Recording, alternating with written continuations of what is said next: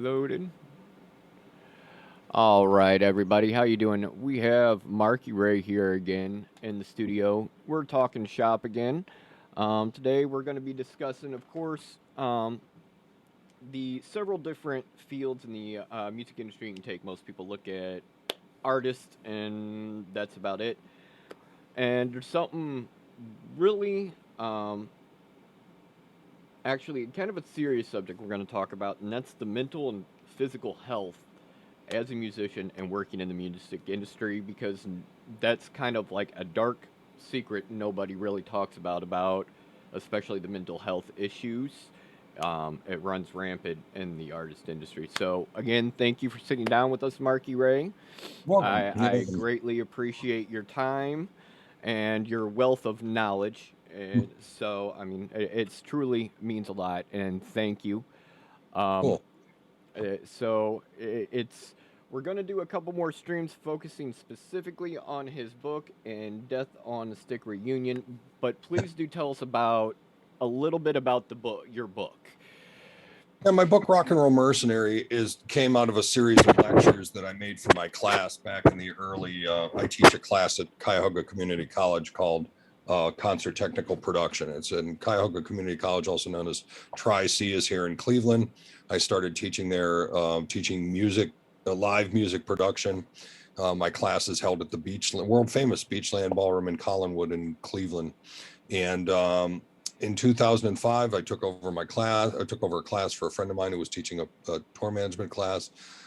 During that time frame, over 6 months, I wrote a series of lectures on production management, and then started this course in really 2005, 2006, and it turned in. I took all those lectures that I wrote, and in 2009 turned it into my book. It's my class book, and it's really written solely from memory. I sourced it all from my personal experiences of being out on the road, and it's available on Kindle. It's Marky Ray Rock and Roll Mercenary, and it's I think with Prime it's like a zero money download, and um, you know Amazon takes most of the money. If I'm lucky, I'll get my 12 cents for every download that you guys make of my book. So you got to sell millions of copies in the publishing industry to make any money, unless you have a publisher that gives you an advance, and that's the only money you make. Yeah, that or you're like Stephen King or someone like that who, Yeah, you yeah, know, it's a brutal industry. I don't recommend it to anyone, So it's kind of crazy that way. But yeah, so the book has been out for since 2009, and I'm proud of it, and it's grown in stature over the years. I mean, I sometimes cringe because I've become so much of a better writer, but I've had writer's block for the better part of a decade, so I haven't been able to crank out another book. Though I have one, a punk rock history, Cleveland specific and Northeast Ohio specific, that I've been working on forever, and someday may see the light of day. But in the interim, I've been just doing so many other projects or whatever, so it's just been crazy. But yeah, Rock and Roll Mercenary, it's out. I have physical hard copies, but I print them myself. So if people are interested, they could email me. They're $30 a throw plus probably $5 or $10 shipping, depending on where they live in the world. Even media mail, it's just a fortune. oh yeah. Yeah, so you get the picture. Anyway, so that's the one thing I've been doing. And the band Death on a Stick, just quickly about that, is my industrial jazz band. We've been around since 1985. We recently reformed as a 5-piece. We were originally a 3-piece, and well, actually, we were a 5-piece in the original incarnation. We're back to being a 5-piece now. We're an improvisational, avant-garde band, experimental, all the indie thing, all the indie applauds you want to put towards it, or descriptions. We're that and more. And we don't sound like anybody else. You can hear the influences, but we don't sound like anybody else. We do everything from gospel to swing jazz to industrial to improvisational to world music, Latin music. I mean, we cover the bases. Punk rock, you name it, we cover it and like it. And so we're starting to reform. I mean, we've reformed. We're playing shows around here, but we're looking to do select festivals. We're also looking towards European countries for, the kind of music we do is big in European jazz circles. It's like, that's one of the things we need to talk about with the music industry is finding your audience. I know personally we would do really well at noise fests, because that's the kind of band we are. So what do? I go online and I revamp my Reverb Nation page into a Death on a Stick page. And a lot of people may or may not know about Reverb Nation. I don't know, but there's all these, the CD Baby, Bandcamp, Reverb Nation, Sonic Bids, all these places that you can make electronic press kits, which are really important. If you're not familiar with an EPK, an electronic press kit, I suggest you familiarize yourself with it because it allows you to put together a concise package that you can email to any promoter, anybody with an email address in the world. So instead of, as we used to do it in the old days when I first started, was a cassette, because that was the only thing you could make cheaply, was a cassette of your best 3 songs, no more, no less, your best 3 songs in the order you want them heard. And then we would have a small bio, like a paragraph, description of the band, the kind of music, maybe some press if we had any, and a photo of the band. And that's what you choose to send out. I told you last night we made flexi discs. That was one of the things we did back in the day too. We made a flexi disc. It actually charted in college radio and we could track that through magazines and things back in the day. So, but now with an electronic press kit, you can attach 3 MP3s of your songs. I know MP3s are not the best sounding quality, but you need them to hear, you need a promoter to hear what you sound like so they can put you with other like-minded or like-sounding bands, whether it's an opener or a headliner or a festival. They need to hear what you're doing. So you send them your best 3 songs, your press if you have any, a decent bio, and hopefully a decent photograph. Black and white is good, color is fine too, but and you don't have to necessarily do the go all out and get the headshots and all that stuff. I mean, that's but professionalism is key in this industry. People want to work with people, especially older artists that are established and know what they're doing. The labels would like to look for that, but newer labels that are trying to sign younger bands are looking for bands they can shape and manipulate and form. So you have to stick to your guns when you're in your art, when you're working with people coming up. And people used to call me all the time and they'd be like, Marky, how do I do this or how do I do that? And or they'd ask me. Many years ago, after I left the Jim Rose Circus, I managed the Enigma and his wife Katzen at the time, the Cats and the Tiger Lady, and I would get them booked at festivals, and I got them a booking agent, and got them traveling around the world doing different shows. You got them over to England. They did some TV and festival stuff over there, and it went pretty well. But one of the things I found was what happened after that is I got my name and number listed in all those like indie Bibles. This is at the end of the 1990s. Okay. Mm-hmm. So I was in all those magazines and things that had my name in it. So I still get emails every day from bands and people trying to plug their stuff, even though I say no unsolicited tapes. Forget that. You still get all that stuff. But that said, a lot of people will call me or write me and they'll be like, hey, can you manage my band or can you book my band? And I'll be like, well, what have you done? And they'll be like, well, I haven't really done anything. And I'm like, well, then why do you need me to manage you? I mean, you may be a songwriter or whatever, but it's like, you need to learn about the business. You can't just go, oh, I got this song here, I need a manager. It's like, no, learn how this stuff is done. I mean, why do you want to give me 20% off the top? And with that 20% comes a great deal of expectation. When somebody's looking at you saying, hey, sign my band or do this thing or, manage my band, they expect you to manage their band for that 20%. And they may not have anything to manage. And it's like, they may have, I've written an album's worth of songs. Great. Okay. Put them out, get some airplay, learn how to do that. Learn how to do all this stuff yourself. So you will arm yourself with information. So, when you get out there on the road, you know what to expect. And a lot of people don't think about the minutia that goes into your career, but it's like, you should learn every aspect of the industry, from, forming the band, having legal agreements, writing songs, who gets the credit, publishing, contracts, learn legalese, read contracts, find out, read books. I cannot stress enough the importance of reading books about the music industry.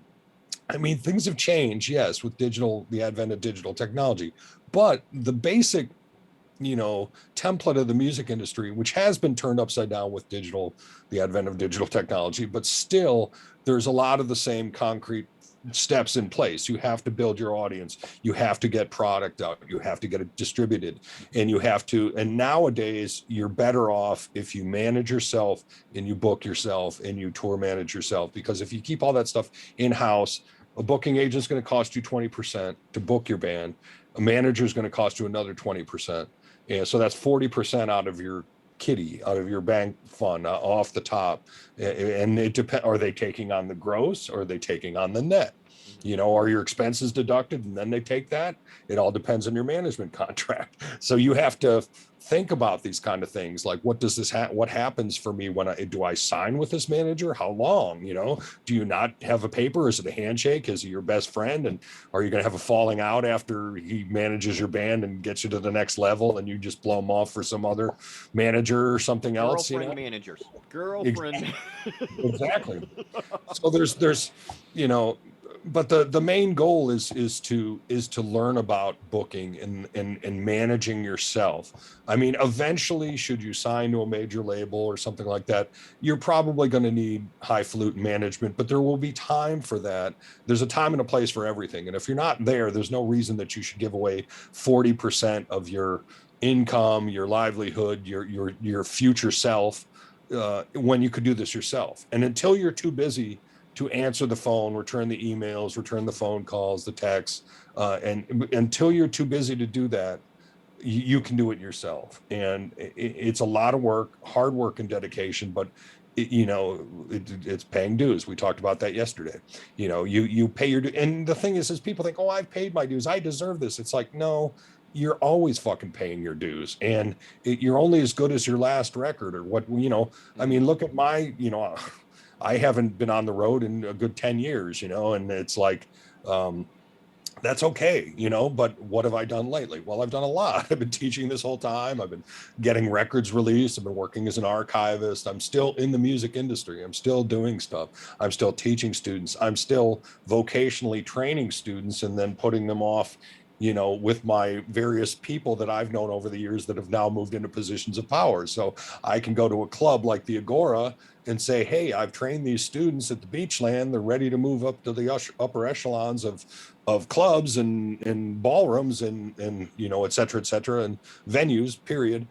Here, take my trained student stage hands and make bank with them, and have, may you guys have a good crew, and a good, safe crew, and may the students continue their education and get paid and enjoy some shows, and maybe enjoy the benefits of working in this business, but I can't stress enough to people. It's like, you got to be confident, but not cocky. You got to be, sure of yourself, because it takes balls to get up there and do any of this stuff. Whether we were talking about the believability factor of being a player or being that person who's working behind the scenes, but you have to know your skill set can match the job that is required of you. So, Yeah. And I I find that very, like I said, John Massari, and you worded it a little differently, but he was saying the same thing as you. Don't go out and grab a manager. You don't need any type of manager. He goes, once big names start giving you a call and saying, hey, we want you to look at this contract, then you get a manager and attorney. He goes, you're just wasting your time if you're yes, not to that point. You have to be to that point. And he goes, and you're not to that point until people start contacting you. exactly. I mean, You're wasting your money and time by going out and getting a tour manager and a lawyer when there's nobody knocking at your door. oh, I agree. I agree. And it's funny how that works too. Hang on one second. I just realized my phone is on, and we may get blasted by somebody calling or texting me during our thing. So And like I said, anyway, as long as it's not a Primus ringtone, that reminds me I better turn mine down. As long as it's yeah, not a yeah, Primus yeah. ringtone. Funny how that works. But yeah, I mean, there's so much. It is very important that people learn and once again arm themselves with information, because it's like I would have never, I shouldn't say, I would have never gotten where I had if I hadn't taken the time to learn how to be a tour manager. Even back in the 1980s, I was tour managing my own bands and Terrible Parade. Oh, we you locked up on me, boss.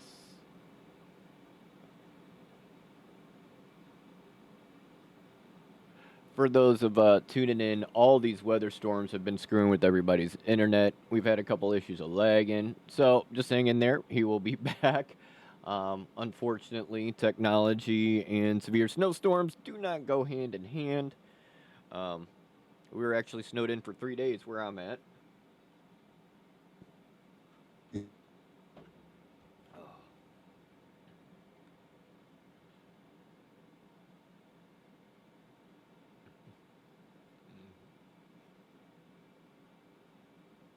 And he'll be right back. Like I said, folks, it's unfortunately technology and bad weather.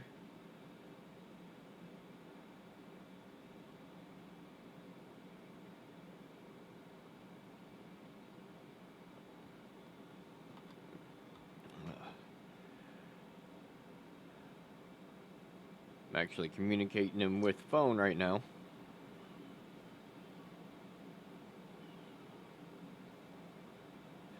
I see your hand.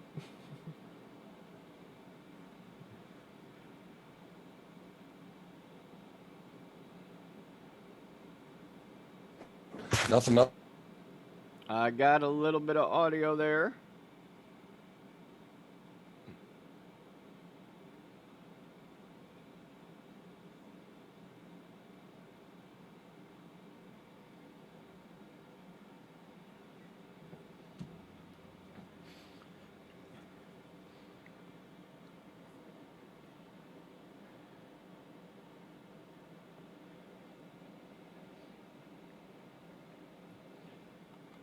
Now, this is called rolling with it. Whew. I just got a message from Zoom. There we go.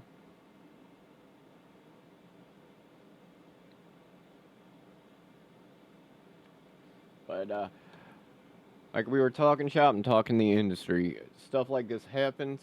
You got to go with the flow. When I get this straightened out, I'll share a couple of my lovely incidences. Um,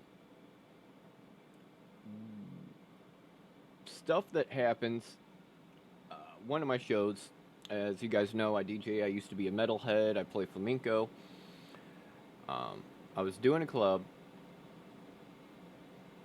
and the sound guy, I was trying to inform him that he needed to shave the low end. He was a young guy, and I was like, man, I hit hard and low. You really need to shave my low end. Yeah, yeah, I know what I'm doing. Blah, blah, blah, blah, blah. So,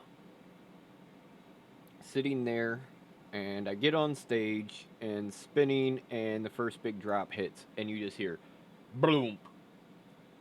Trash their power amp. Ended up killing the most of the sound for the rest of the night, and I was like the second act on that night. Um, so in that situation, you got to roll with it. I've been running sound. There he is. I'm back. Yep, you're back. Yay. I was Uh, sharing some of my trauma stories from no, shows. I kind of heard a little. I can hear you fine. I just I don't know what the hell's going on. I apologize, folks. It's I'm snowed in Below, Ohio. I've got 3 feet of snow surrounding my house, and I live in a century home, and I have shitty, I have shitty connections. I apologize. So, You know what? It happens. And like I was just telling him, go with the flow. We both know crap happens at shows. oh yes, we discussed that at length yesterday about the Nine Inch Nails gig at our first show. Yeah, well, that got me thinking how you were talking about the power going out and everything. Yeah. I was doing a show. We were on stage, middle of the set, whole stage goes black. We're still playing. Mm. All of a sudden, we get hit with lights right in the eyes. Then the studio monitor or the uh, monitors start going out one by one across the stage. Oh Lights man. start screwing up. They go off in his back in the eyes. We get off stage. The sound guy had stepped out of the booth to go to the bathroom and take a leak. A drunk woman walked in and just started hitting all the switches. Oh my God. And then while we were playing, one by one, the monitors, the wedge monitors, blew and went out. Oh my So, God. I mean, you know how it is being on stage. People don't know this. When you're on stage, you can't hear shit unless you've Yeah. got your monitor. You can't hear anything that's going on. Oh, And absolutely. that was probably the worst gig of my life because we had no idea what we were doing and we were limited through. I know it's rough. It's rough. Believe me. I've been there a million bad gigs, and the funny thing is over time you forget that stuff, the bad sort of washes away and you try to remember the good. I've buried a lot of the bad for a lot of reasons, but I mean, I still teach about it. I talk to my students about it at length, because you have to, and it's a teachable moment, because if you're doing something that they're gonna be doing or whatever, and you can give them an example of don't do this. Yeah. So I, Pay attention to your footing on stage. I think the most important one I ever seen is wear shoes. yes, A lot yeah, of people don't realize how important it is to wear shoes when you're on stage. yeah, Um, yeah, the, this is true. This is true. Andrew Weiss from the Rollins band on that first Lollapalooza tour did not wear shoes. He had flip-flops that he would wear all the time, but on stage he would not oh wear God. shoes. And oh my God, that just the same with Robbie Takak, I think his name is, from the Goo Goo Dolls. He plays barefoot as well, and it's like, man, if you think about what's been on those stages, I mean, and now granted, a lot of times the Goo Goo Dolls have graduated to arenas and that shit. I'm sure they have vacuum carpet they're walking on now, Yeah. but it doesn't matter if you're wearing bare feet. First of all, it's dangerous. Second of all, it's just unwise. And third, it's just gross. And Yeah. no offense to either of those people, because I know that Andrew, I love dearly. He's a wonderful guy. I just personally wouldn't do bad, go without the shoes, but um, it's just I'm also OSHA certified, so I'm thinking like back to these OSHA films that you see where people are getting electrocuted and stuff, and Well, I've see, I worked with saw them. that. Oh I yeah, saw that. I was at a show, and there was a punk band playing, and there was a girl lead singer, and I told her, I was like, you took your shoes off to go on stage. I was like, you want to wear shoes, and they're like, oh no no, we got it. First song, she touched that mic, playing her oh my God. guitar, and they had to call an ambulance. She was down on the floor. Oh wow. I mean, she Yeah, got hit yeah. hard, and She my was wife. shocked. She wasn't. Yeah, there's a difference. People say I got electrocuted. No, if you got electrocuted, you'd be 6 feet under. You Yeah, got shocked extremely bad. yeah. There is a difference. Well, my wife knows CPR, so thank God she was there. But that ended Oh up goodness. shutting down the show. But I mean, this poor girl, she was probably maybe 22, and I mean, you just saw it. And she put her hand on the mic, and you just saw her bounce back and hit the ground. And I mean, was just stiff. And that's the other reason, guys, wear shoes. That will protect your ass Oh, from this getting will laid take you out. back. This goes way before your time, but even when I was a youngster, um, I don't know if you saw a few years ago that Beatles movie that came out 8 days a week, and it was about all their live U.S. touring footage and stuff. It was made by Ron Howard. Uh, what came out of that was some new stories about things that went on behind the scenes. There was a guy from one of the opening bands, I think it was The Circle. It was the guitarist in the band The Circle, Hmm. and his job during the Beatles set was when they stood on stage, if he saw a blue spark cross any of the lips of the Beatles, like when they went up to sing, because they were playing on like stages out in the open in the middle of a ballpark, and Yeah. sometimes it would rain.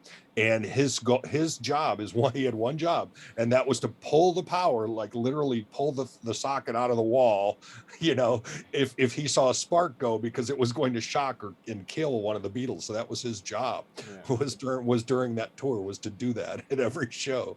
Can you imagine if that was your job? Oh God, I'd be sweating bullets. I'd be sitting there with my hand shaking. I mean, just pouring Oh, down, making oh, sure. God. Because if you pull it at the wrong time, then you'll be like, you killed a beetle. Well, it's so crazy because I had friends, some of my older friends, who did see the Beatles on those tours, both in like '64 and '66 on the last tour, and they even then were using like ballpark PA systems. That's why they stopped touring, is because it was just so awful. They could barely hear themselves. The technology was not up to the job.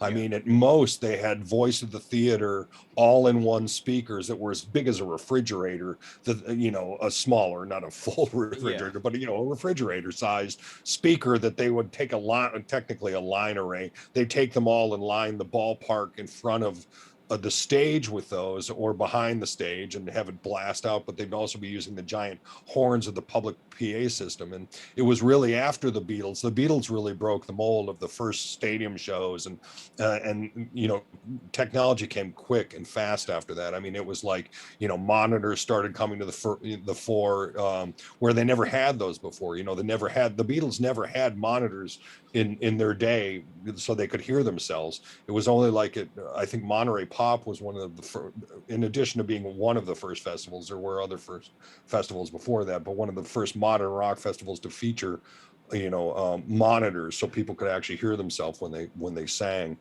But one of the first uses, strangely, of a monitor, which technically wasn't a monitor, it was a front fill, was Judy Garland in 1947 played at, I think it was the Beacon Theater, or maybe it was, what's the other main, anyway, Carnegie Hall. I think she was playing at Carnegie Hall, and she couldn't hear herself, so she asked them to take one of the front fills and turn it around so it blasted towards her. And keep in mind, this is a very primitive PA system, but Yeah. that was the first use that I know of a monitor being used like that. A piece of a PA being made into a monitor, so to speak. Anyways, a little history there for you. Yeah, and that's interesting. I can't imagine having to do shows like that without a wedge monitor or Oh, something. I mean, I and can't. now everybody's using in-ears and things like that. We see Yeah. that people are traveling. It's become cheaper. You can bring your own board. You've got your in-ear monitors, and I personally, coming from my era, I haven't been able. I've only used in-ears when I was on tour, and that was for working for a band. But I've never used them live for my own music.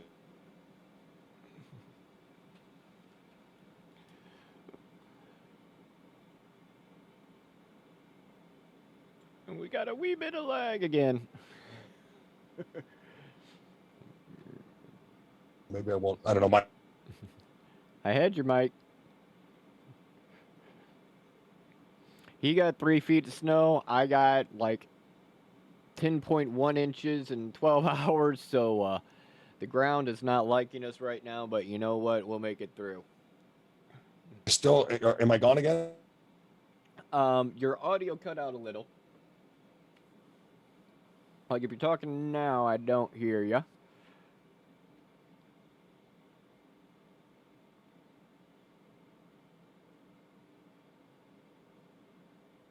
Unmute. Hey, check. Let's see. You are not muted.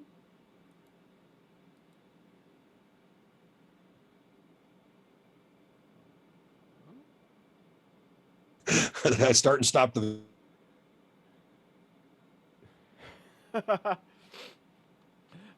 The reason I'm laughing, folks, is this is like the day in life of someone in the music industry. A lot of people be sweating and oh my god, and now it's like, yep, Yeah.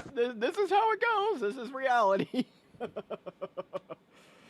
I think that's one thing you learn in the industry as you get older is take it in stride because you know what? It could be a lot worse. And we will get him back here in just a moment. Oh.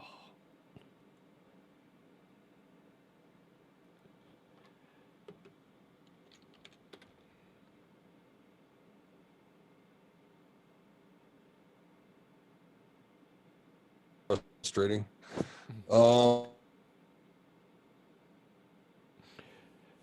Now, we got a viewer from Germany who was talking about one of the Beatles' first concerts was actually in Germany. That I did not know. quite a bit. I mean,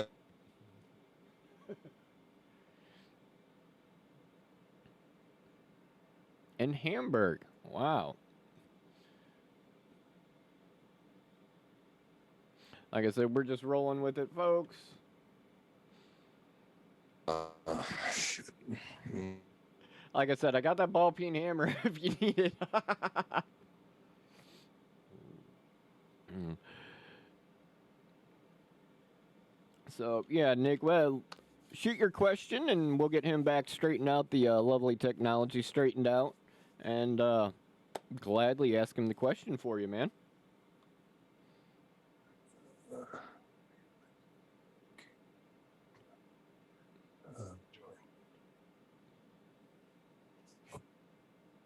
6, All right, I got you.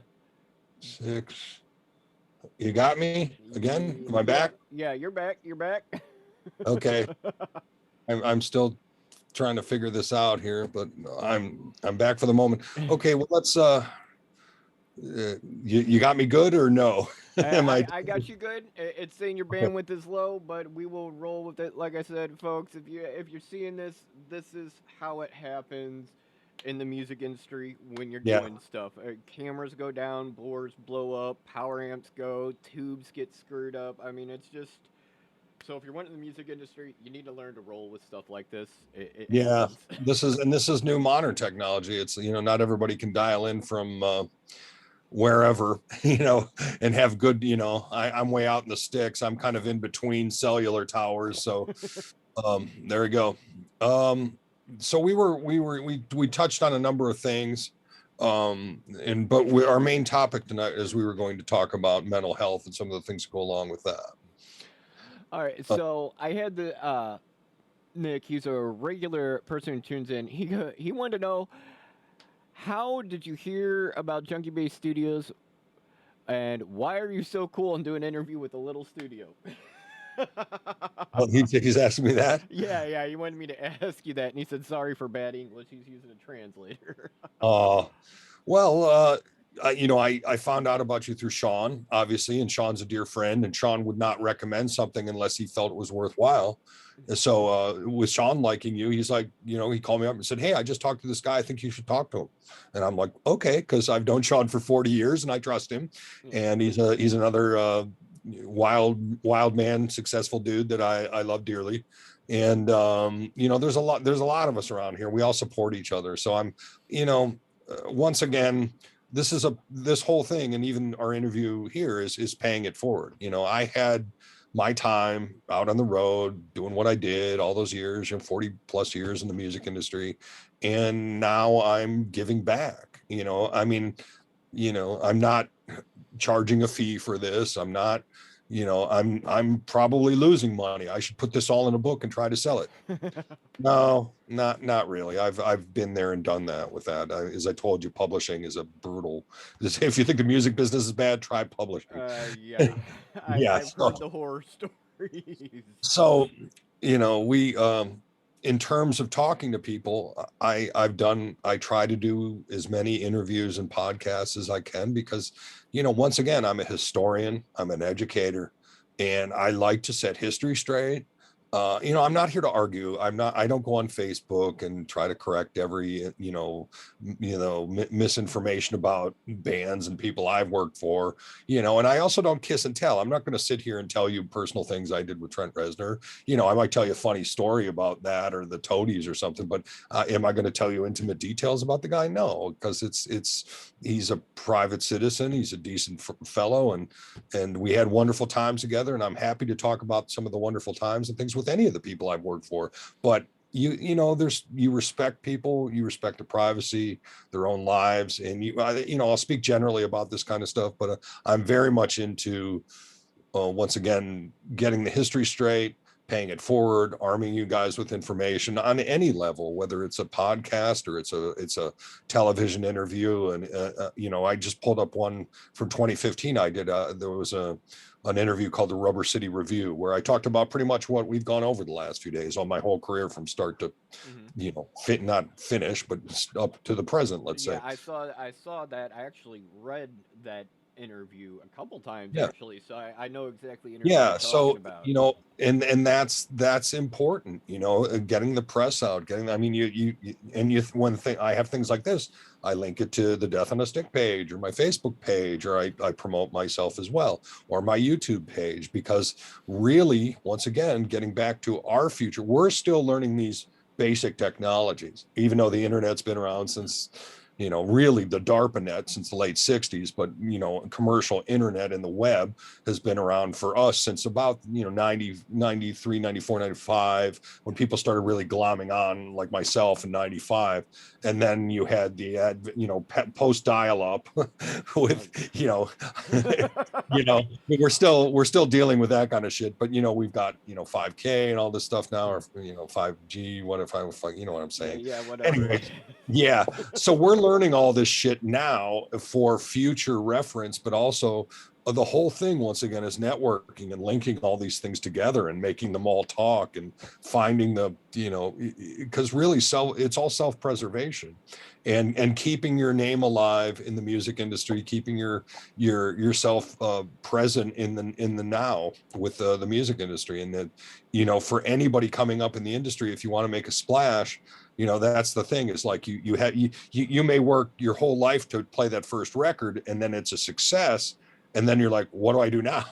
Yeah. You got to go back and write another record because the record, you know, you made was a smash hit. How do you follow that up? So there's so many things that go into what we do and how we do it, and you know, and the build up to your career. And I mean, there's just so much to learn. And I mean, for years I've felt that it was really, it really was who you know, because I mean, look at how many utterly untalented people are, you know, and you know, not to knock creativity or artistic endeavors or whatever, but there are a lot of untalented people that are famous, and we're like, what the hell are these people famous for? Oh, they're an influencer. Okay, well, what have they done other than being rich? You know, it's Mm. like, you know, that's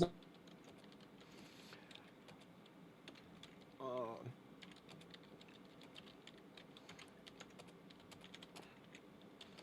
Frozy again, I am letting him know he wants to know the book title, and it is on Kindle.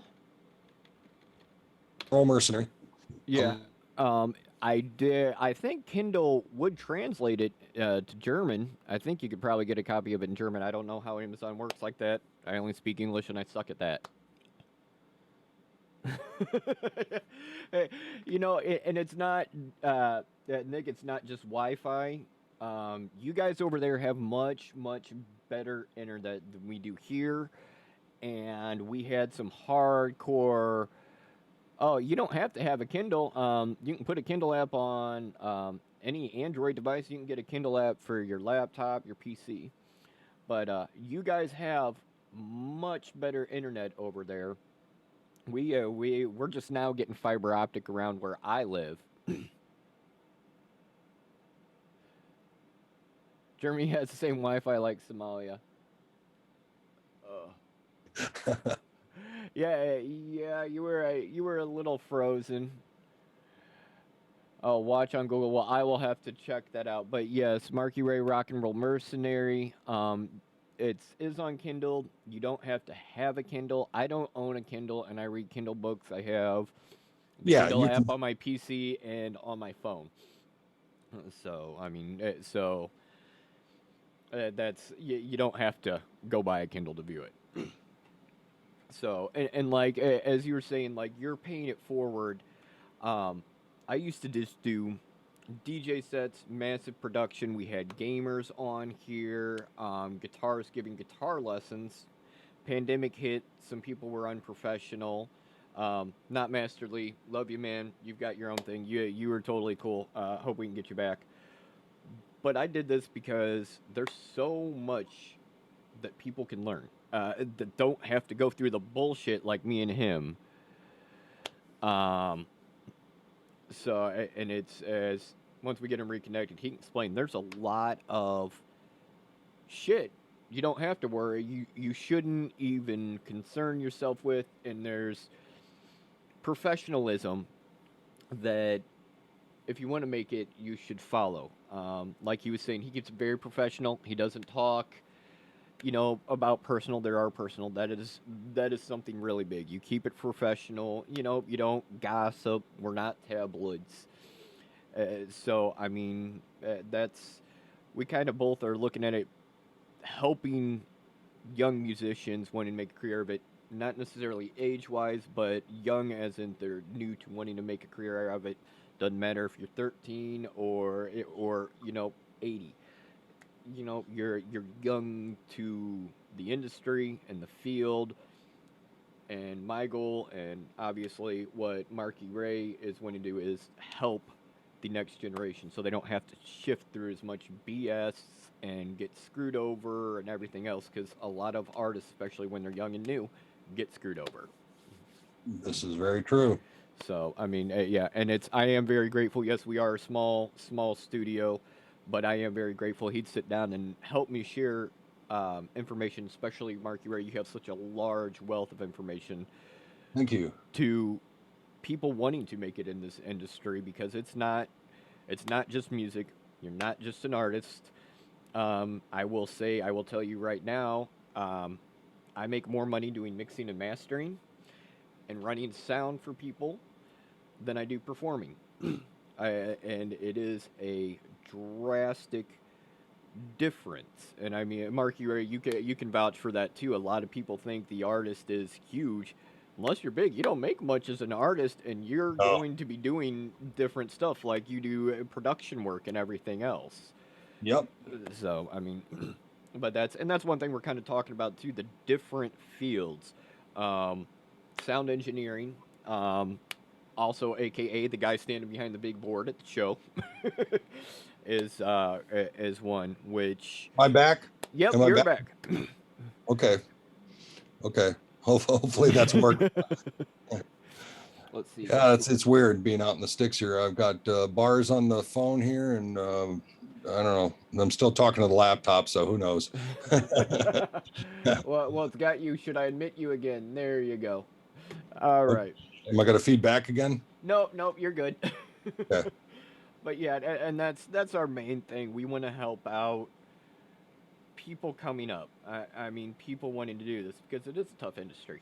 But there's a lot of options. Like you were talking about one of your students.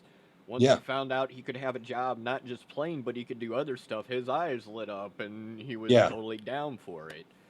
Oh yeah, yeah, yeah. And he's still doing it. Yeah, That's my lineage. I mean, granted I have a real child, yeah, my daughter, I have a real child, but as well, I hate to sound cliche, but it's like I really have changed a lot of people's lives, and I hope for the better. But I mean, I've sent hundreds of students through our program at Tri-C, my class specifically, RAT 1600 at Cuyahoga Community College, concert technical production, and that class has enriched the lives of hundreds of students, over the years, because they've been able to, it's not a club, but it is kind of an exclusive membership that you have to be led into the industry. Somebody has to show you how to do it.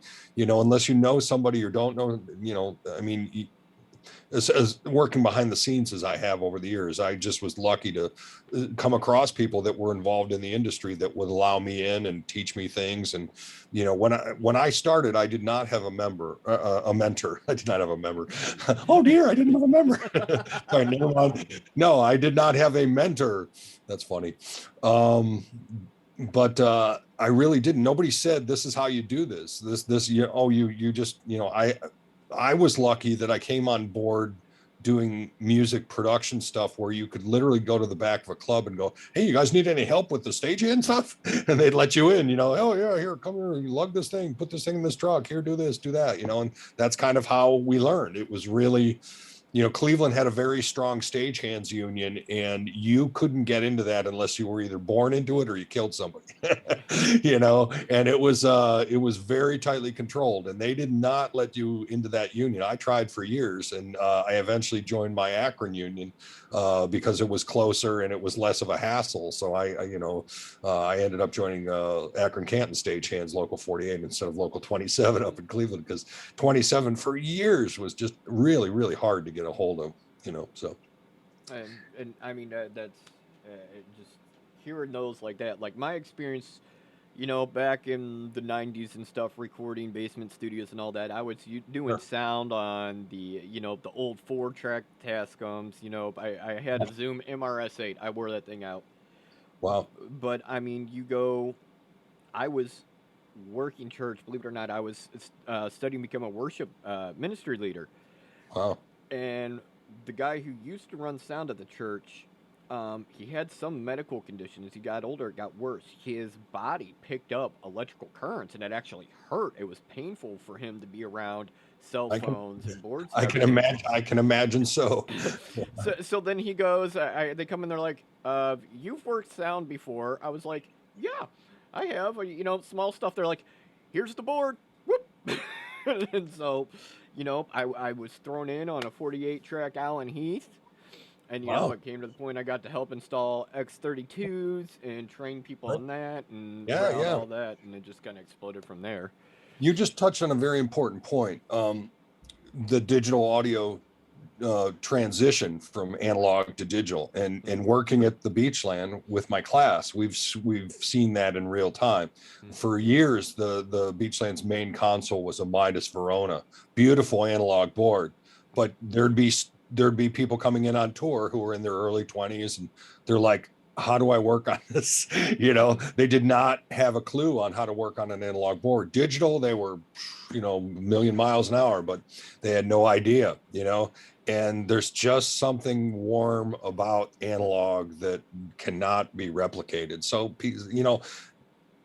to the average ears, probably nobody hears that, Yeah. but to certain people, analog's the way. I'm an analog guy. I Mm-hmm. came up in that time. That's much more my wheelhouse. But knowing that digital technology is what we have to teach and embed in these students coming up and out, because that's what's being replaced in all these old clubs and venues around the world, is the different kinds of boards. And you have to work on a Digico or an M3, or just different types of desks, consoles around the world, unless you're carrying your own production that you're familiar with. Yeah. See, that's the thing that people don't realize, is all these tours, the big ones that you see in the arenas and whatnot, they're carrying production. They bring all that stuff with them.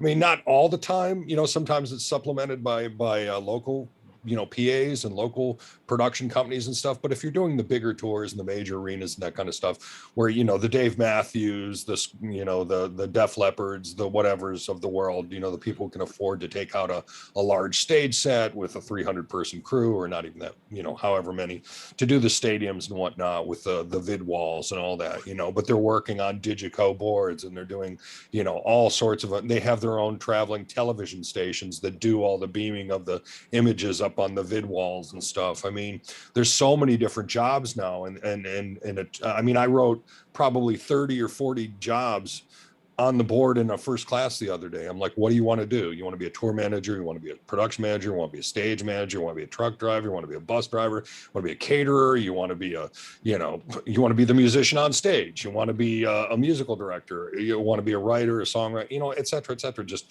what do you want to do? And they, students tell me, and then we focus on their career path. As I tell the students, I am your Zen master. I open up the door and you walk through it, and I say, these are all the many paths you can take.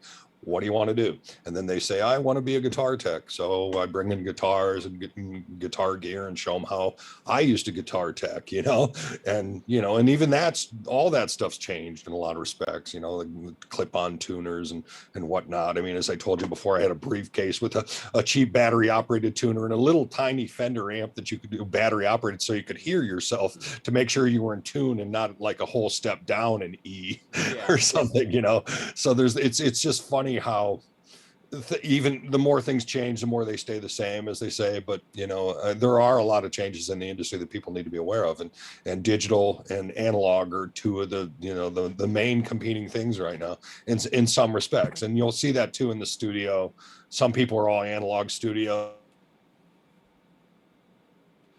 And we lost our audio. Ah! We're getting through this. A touch base on what he's saying about digital and analog. General listener is not going to be able to tell. When you work with this equipment, regularly, you pick up, your ears get trained, um, both by work and doing them. And the analog does have a different sound. If I was still able to play electric guitar, I'd go back to my tube amps. I had a Chrome, a Vox Night Train, I had several Eminence cabs I had built, or I personally built. And, pardon me, the sound is much different. Actually, believe it or not, this big synth right here, this Novation Summit, is a hybrid synth. It's cross between digital and analog. You've got, oh, welcome back.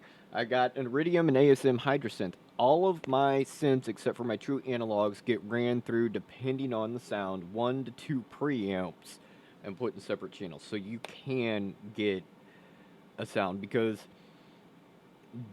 digital does lack certain natural nuances that come from tubes and the electrical current adjusting, because when you listen to old amps use synths keyboards, the electric current on analog is never the same, and that's what gives it its texture, its uniqueness. It's a very warm sound, and we can hear you a little. This emote looks like me without a long beard. Actually, if you see me without a beard, I've got a very strong, straight jawline and very defined chin and everything else. So,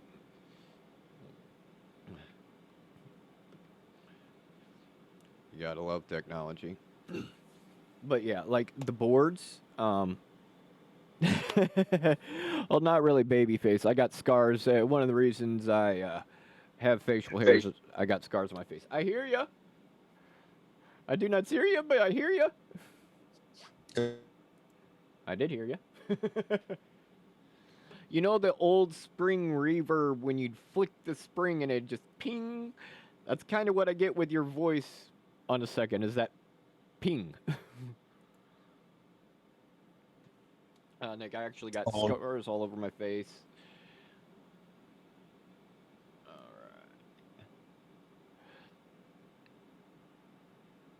And the beard covers when I don't have my teeth in either. All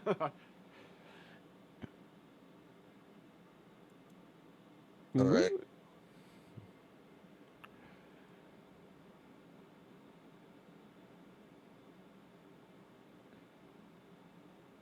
We'll get him right back with us. Like I said, this is a total, the one, where you go? The,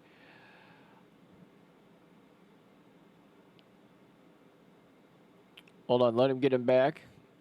All right, yes, yes. Once we get him back, I will gladly have him give a shout out. Last name's pronounced Henke. Correct me if I'm wrong.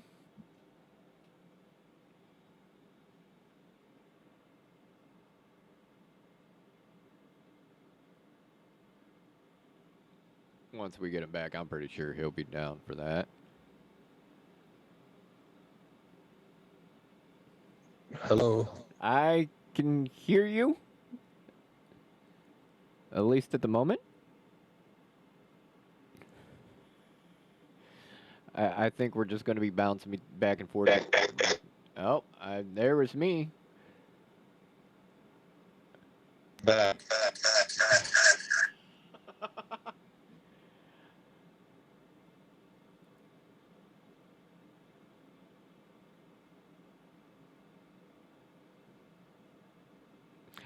It, that's. I have some people I know with that last name, or the name spelled like that, and that's how they always pronounce it, as Hinky.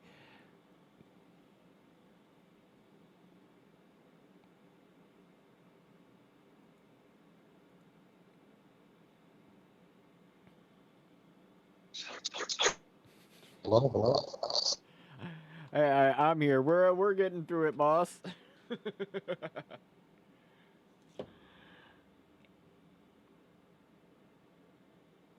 Okay, well, it's good to know it's right. Once we get him back, I'm sure he will gladly give him a shout out. Um,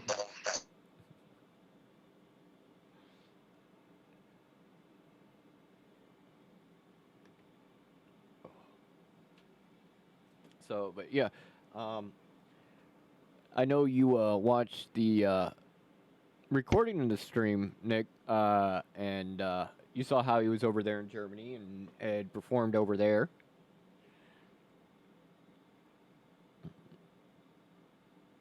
And for those of you who normally don't watch, uh, Nick 505505. Sorry, I don't have my glasses on or contacts in. I can't see everything perfectly. Um, he's a mod, a regular viewer in here. He's in every day. So we very much appreciate him. He's always requesting some cool new music, a lot of German rock, and I've got him turned on to Theory of a Dead Man.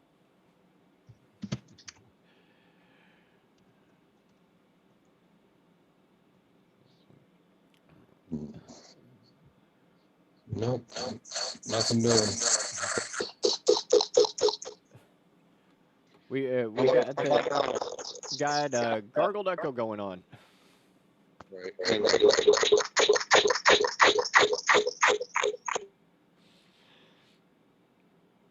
And people, you see me laughing because this is just. Can you hear me? Yeah, this is just in our field of work. Okay, this is just everyday field of our work. So Anyway, any luck with that? yeah. You hear me? Is it all delay? Now, Nick did have a question. His dad really likes him, or likes you. Sorry, and he was wanting to know if you could give his dad a shout out. Michael Henke in Germany. Yeah, he just wanted to know if you could give his dad a shout out because his dad loves you. This one goes out to Michael Henke in Germany. Wheels spinning at over 200 miles an hour for a knockdown, drag out monster truck mud pit. It's the 2022 Marky Ray Motorlight Spectacular with Big Daddy Don Garland, Shirley Chacha Moldani, and Don the Snake Perdome. Bach, Beethoven, Tchaikovsky, Guar, Nine Inch Nails, Hamilton, Joe Frank, Reynolds, the Olsen Twins from Full House, Barney the Dinosaur, and the Steve Miller Band. Brought to you by Belkin and Budweiser. Be there Sunday. Hopefully he likes that, man. That was awesome, Marky Ray. The infamous monster truck intro, which I used to do for Nine Inch Nails and the Toadies and Lush and Jesus and Mary Chain. And every time I've emceed, I give somebody, even Death on a Stick, it's the Death on a Stick Motorlight Spectacular.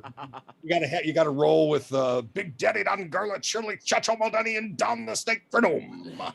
You gotta enunciate the Perdome. They're used to, I'm sure you guys all grew up, well, I don't know if people, anyways, back in my day, that's what we had as the monster truck, weekend, with all that motocross Sunday, Sunday. Yeah. Famous Monster Taurus. Black Death, the Death Angel. I just got that. I used to do voiceovers, so it's just a crazy thing like that. So you gotta love it.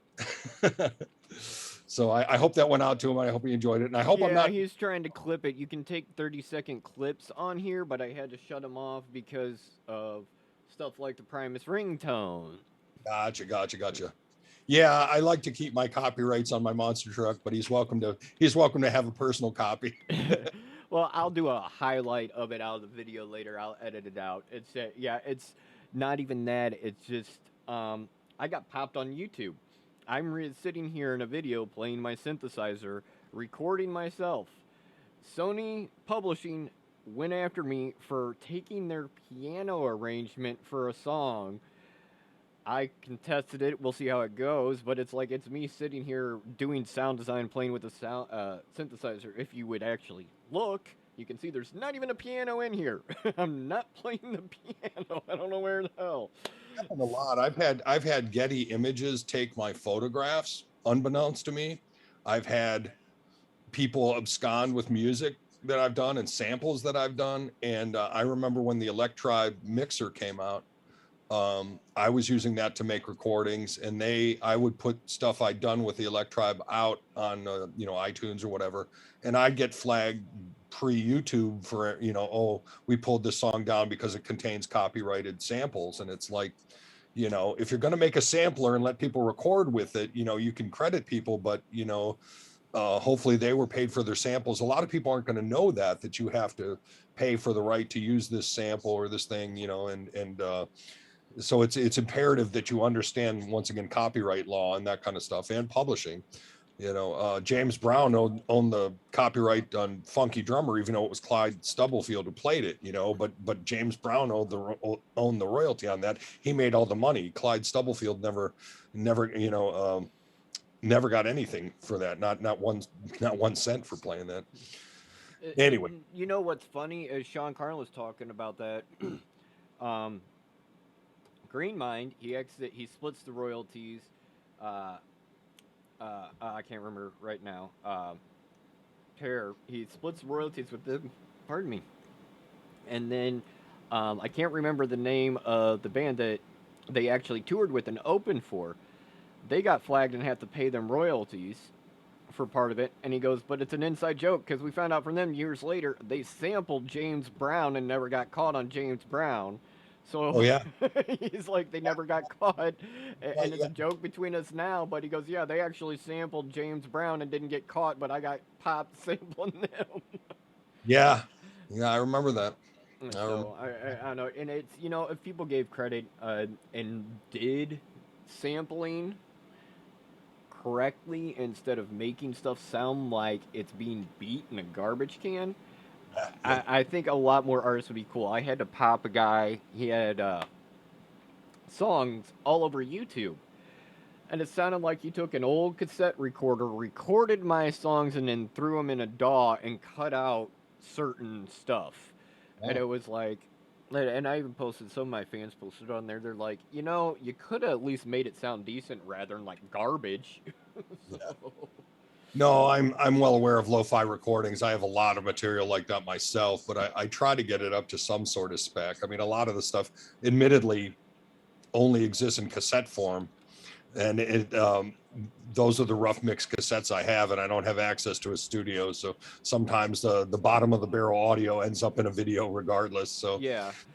I'm guilty as charged, I admit it, but if I had to go back and I mean, I'd be at it for years and years and years, Well, he because there's released it on an album too, and I mean it was mixed on. It had to be mixed on a cheap pair of like Radio Shack headphones and stuff because it was just absolutely horrible. And I well, hated even. It was like, geez, I don't even want people knowing that sample from my song right now. It sounds so bad. if he's stealing your music and putting it out, that's a whole nother level of Yeah, yeah. And I'm tied up with some copyright stuff. There's a very large game developer. I actually play the video game. I bought it. I sat down to play it, and I was like, "Wow, they've got some of my songs in there. Cool." All of a yeah. sudden, they created the songs. It's like, no, I released that song in 2005. So now in the proceedings of all of that, Wow. gar- Yeah. yeah, Cease and desist orders are in, or a healthy check, royalty check is in your future, I hope. yeah, yeah. Well, it's not the first time. I had a famous DJ duo. I have a song called "In My Mind," which is based off the traditional flamenco play a piece Austria's Leyenda. And I went through that. I read it on synthesizers. I injured my hands really bad. So all of a sudden, 2 years later, there's this song, and they changed from "In My Mind" to "El Loco," and they changed the synth settings. Song is exactly the same. Every damn thing. And it was like, freaking really? So that's another one Yeah. tied up in. So, I mean, that's the one thing. I don't mind people sampling. Give me credit, but you're using just, Yeah. I don't have a problem. But when you're straight outright stealing music, yeah, we don't make much money as it is as musicians. Yes, we don't. Sadly. Yeah, people think, and a lot of the money actually goes back into putting food on the table and making sure we got gear to be able to even do music with. So, Exactly. I mean, like, the pirating. Um, Pirating really hurts musicians, and I don't think people realize how bad pirating hurts the musicians and artists. Um, I Well, know it even getting back to the whole Spotify debate, I mean, most people who listen to streaming music don't realize that many of these streaming services pay their artists a minimal, a 0.007 cents a stream. Mm-hmm. And, and that major label record companies are making the bulk of their money now from streaming.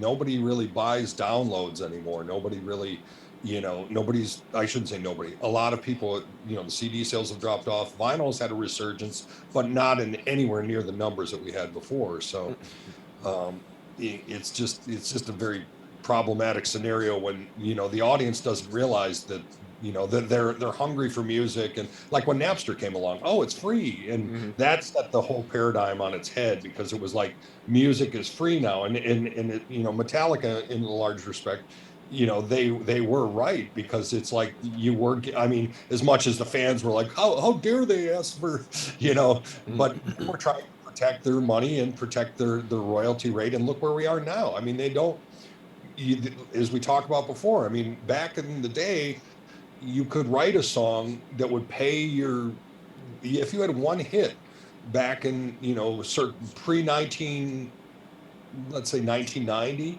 if you had a one hit from that time, or even a hit in the 90s, you could still be living off of the royalties you made from that, even into probably 2000. Because bands like the Toadies, that were a 90s band, Vaden, the singer, makes decent money from his publishing.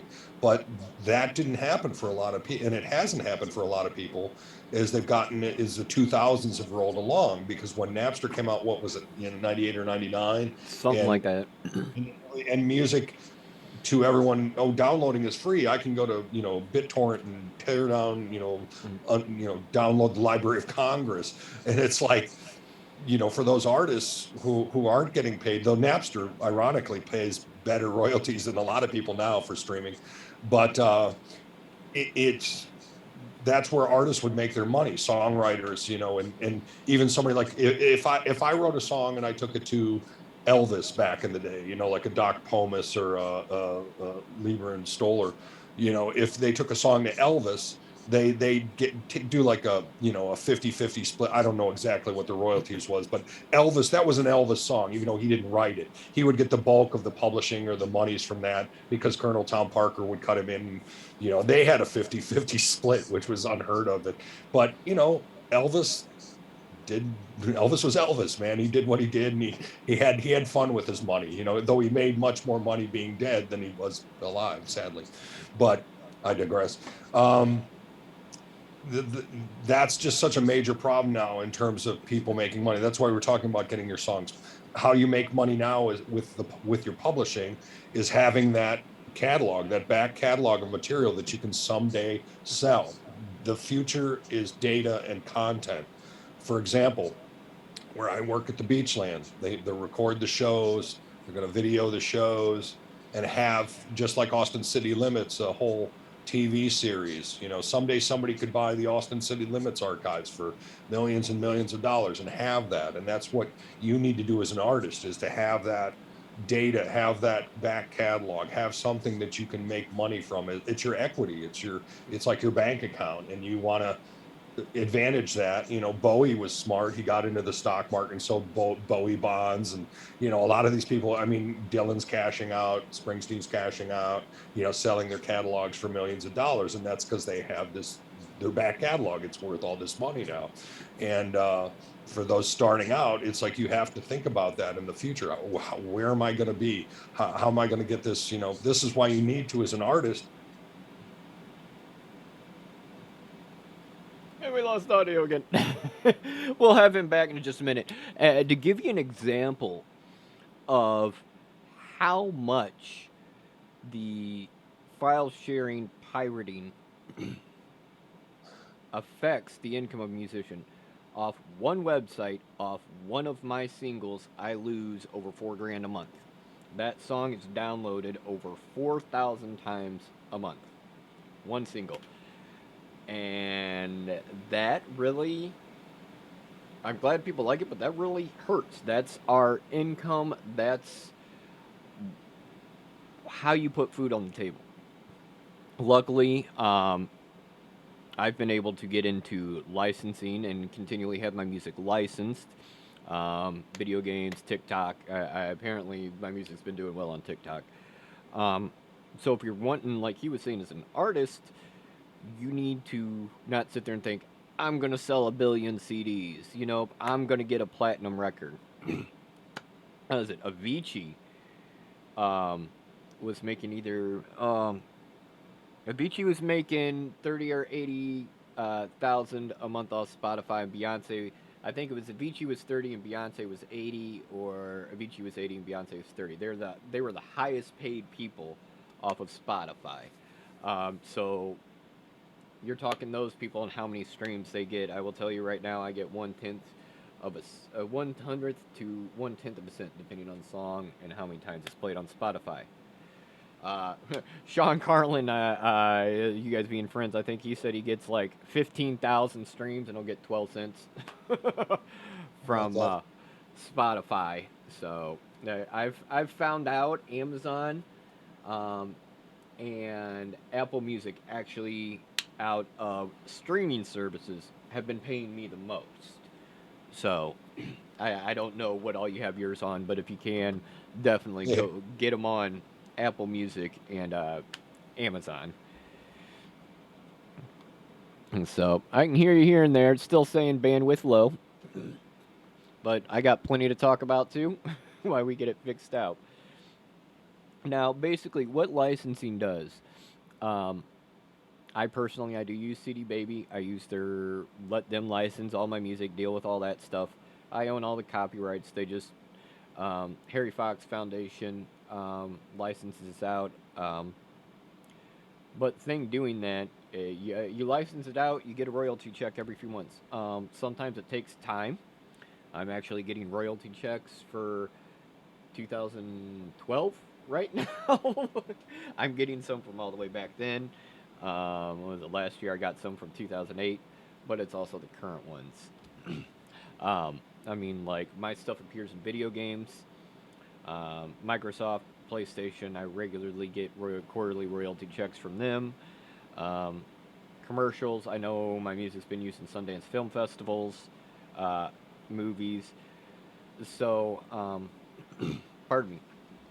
Like he was saying, in today's world, it's no longer about selling tons of downloads. It's about licensing and catalogs and content creation. Um, Hey, most, hey, can you hear me? yep, I can hear you. Oh, what a pain in the ass. Such is life. Yeah, you know what? But at least we're sitting here laughing, being like, it's just Oh, I another know. day. I know.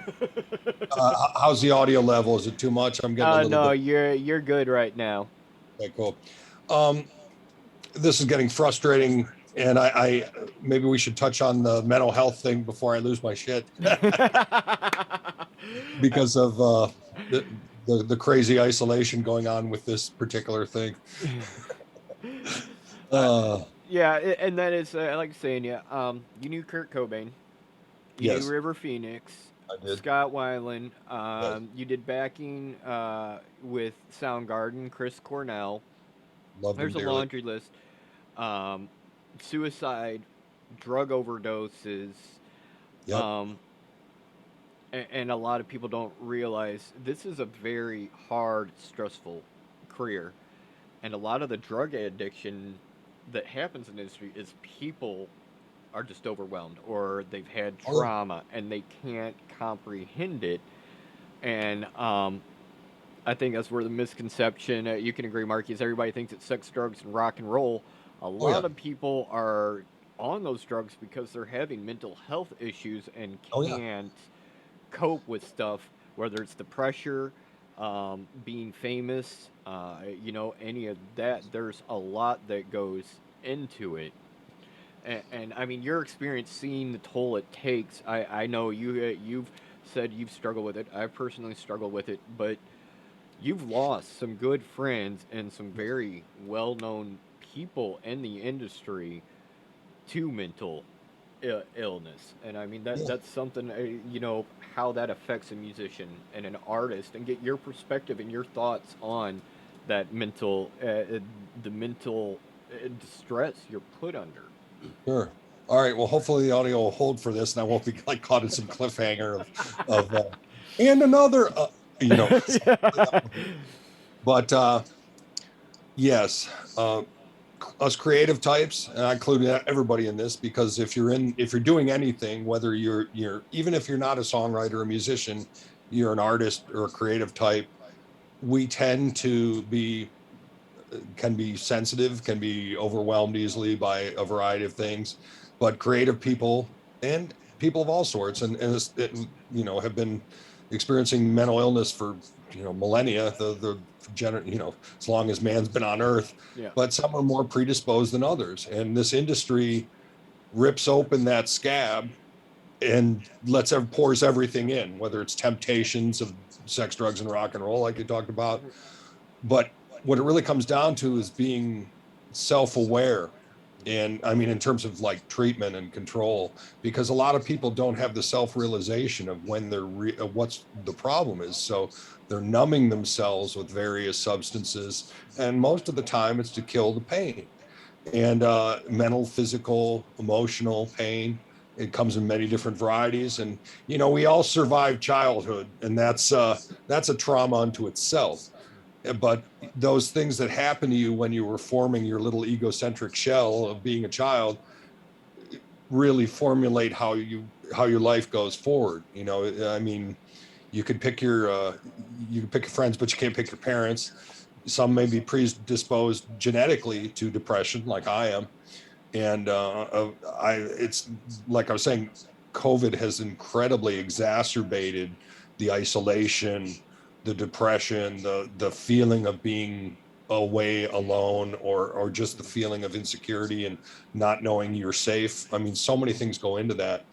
And substance abuse is rife in the industry, and it's because so many people want to be close to these artists and musicians. Their ticket in is to give drugs, give alcohol, whatever, gifts of whatever to people. And they want to be them, they want to be part of their lives. So people are going to latch on to however they can get in. And if you're susceptible to that kind of thing, and a lot of people are, and that, once again, that this also gets into management and booking and that kind of stuff too, because a good manager, eventually, if you get one, should be able to help babysit these bands, because so many artists, when they do make it to the upper echelons of the music industry, where they have a label, they have a booking agent, they're on a tour, they've got real corporate needs and demands that have to be met. Oh, this new record has to be out by this point, or this or that. And artists are sensitive, so are the people that work for them.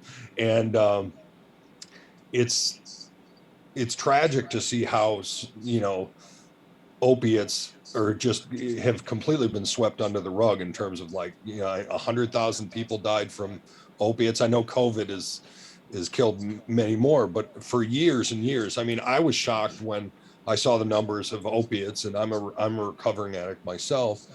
But when it first started, it was more than a few years ago, but they started having the stats of how many people were overdosing, and it was like Vietnam numbers, 59,000, 60,000 people a year. And you're like, and this was pre-COVID, and it's like, I found that incredibly disturbing. I'm like, and nobody was talking about it. I know that the big pharma has been sued and whatnot, but they just sweep that shit under the rug. And it's like, addiction is something that profoundly needs to be touched on in society. I mean, I personally believe, and this is my opinion, and it's nobody else's, and I'm not here to debate it. I'm just saying, I wish they would legalize all forms of drugs and prostitution or whatever, and make it legal, and just regulate it, because there's so many. They're not going to win a war on drugs. It's not going to happen. They need to legalize everything and just fricking you know regulate it. Now that's the big horrible government word, regulation. But it's like, and I know the corporate world has already eaten up a lot of the pot industry, and it's all corrupt. But if you compare it to locking people up, especially the disparate numbers of people of color that are in prisons versus regular white folk like me and you. You know, it's really tragic how minorities have suffered for so long under the war on drugs, and which once again you throw these people in jail, and all people, you know, all forms of people. I'm not just saying minorities or people of color, but everybody who goes to jail is being, it's not for rehabilitation. You basically learn another skill set of criminal tools, which, you know, and I'm not saying that everyone's a criminal or whatever, but it's like they're not rehabilitating these people. They're not getting them the help they need to rehab themselves. And I know that's not true everywhere, but the majority of the people in prison are suffering on mental health levels that we can't even begin to do, you know, to discern. I mean, you know, I mean, I'm lucky. I have a house over my head, knock wood, and a family that loves me, and I've got a good situation. And you know, people who don't understand depression, and there are a lot of people who really don't understand mental illness. You know, they've never been around it, they've never been exposed to people. I know people that happily go through life and never have a sad day in their life. You know, even my general practitioner, my doctors, like I was asking her once, it's like, have you ever been depressed? And she's like, no, I've never. I'm like, wow, must be nice. You know, because you know, a lot of the early things that happened to me in my childhood that affected me have profoundly affected me later. So it's like, you know, a lot of it is environmental, a lot of it is situational, a lot of it is genetics in terms of mental health and illness, and but some of this is society created and exacerbated, and it's a terrible thing. And I'm all for therapy. I mean, I have a button that I made, and this is my quote, so if anybody uses it, it's mine. Instead of, my button used to say, if it weren't for Valium and therapy, I'd have no friends at all. And not. And there goes the audio. Ah! All right, so we're gonna we got it at the volume and therapist. Now I'll touch base a little on it. I've I've lost family. I've lost friends to this horrible opiate epidemic. They made the biggest bust in history of fentanyl here last week. Um, it is something that runs very rampant. And unfortunately, people who are addicted are a lot of times, like he was saying, disproportionately put in jail being an addict. That does nothing to help someone who's battling a drug addiction. That just, they don't get treatment. If you've ever known or had a family member or a friend that has an actual true drug addiction,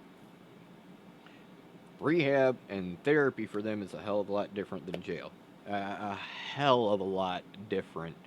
And that is the one place where we are failing as a society is we're treating people with these horrible addictions that they cannot defeat on their own as criminals. You're running fentanyl.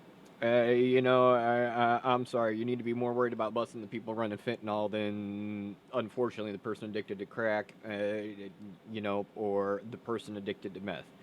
You need to worry about the fentanyl runners, those big players, not the person who's struggling, hiding something behind an addiction that they just don't want to confront or it's too painful for them to confront. And that's one big issue because I know the music industry, alcohol, you know, and you can see it. Marky Ray, we get him totally back. He can confirm this.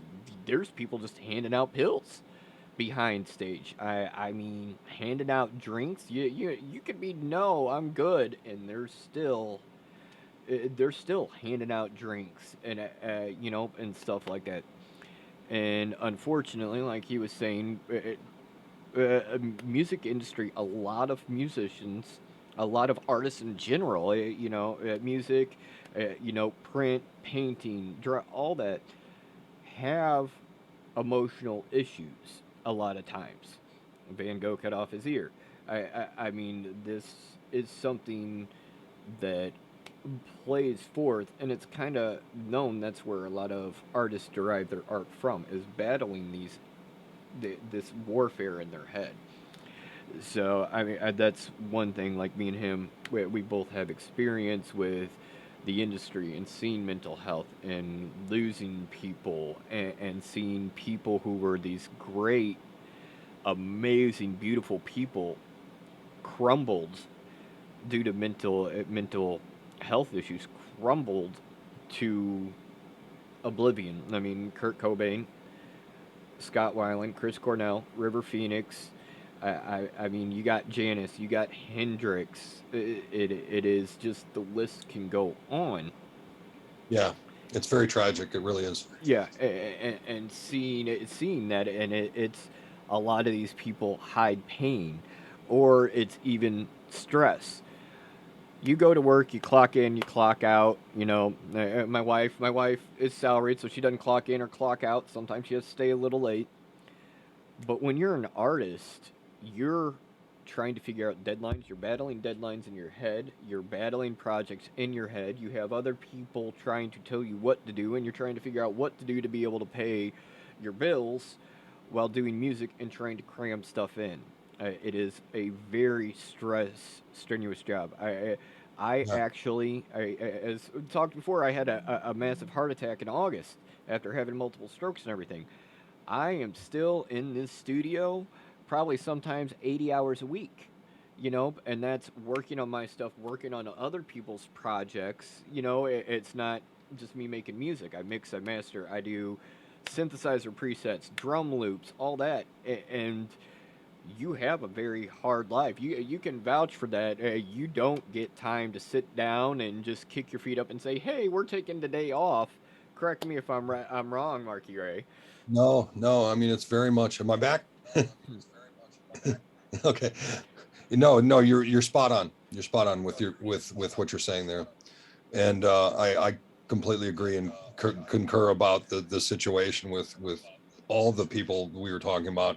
Um, so many people have conditional issues with their like I said, creative types. They've got a lot going on in their mind, Mm-hmm. and if you are sensitive, if you are emotional about things, if you have empathy and you're alive and Mm-hmm. you're creative, you're going to have issues.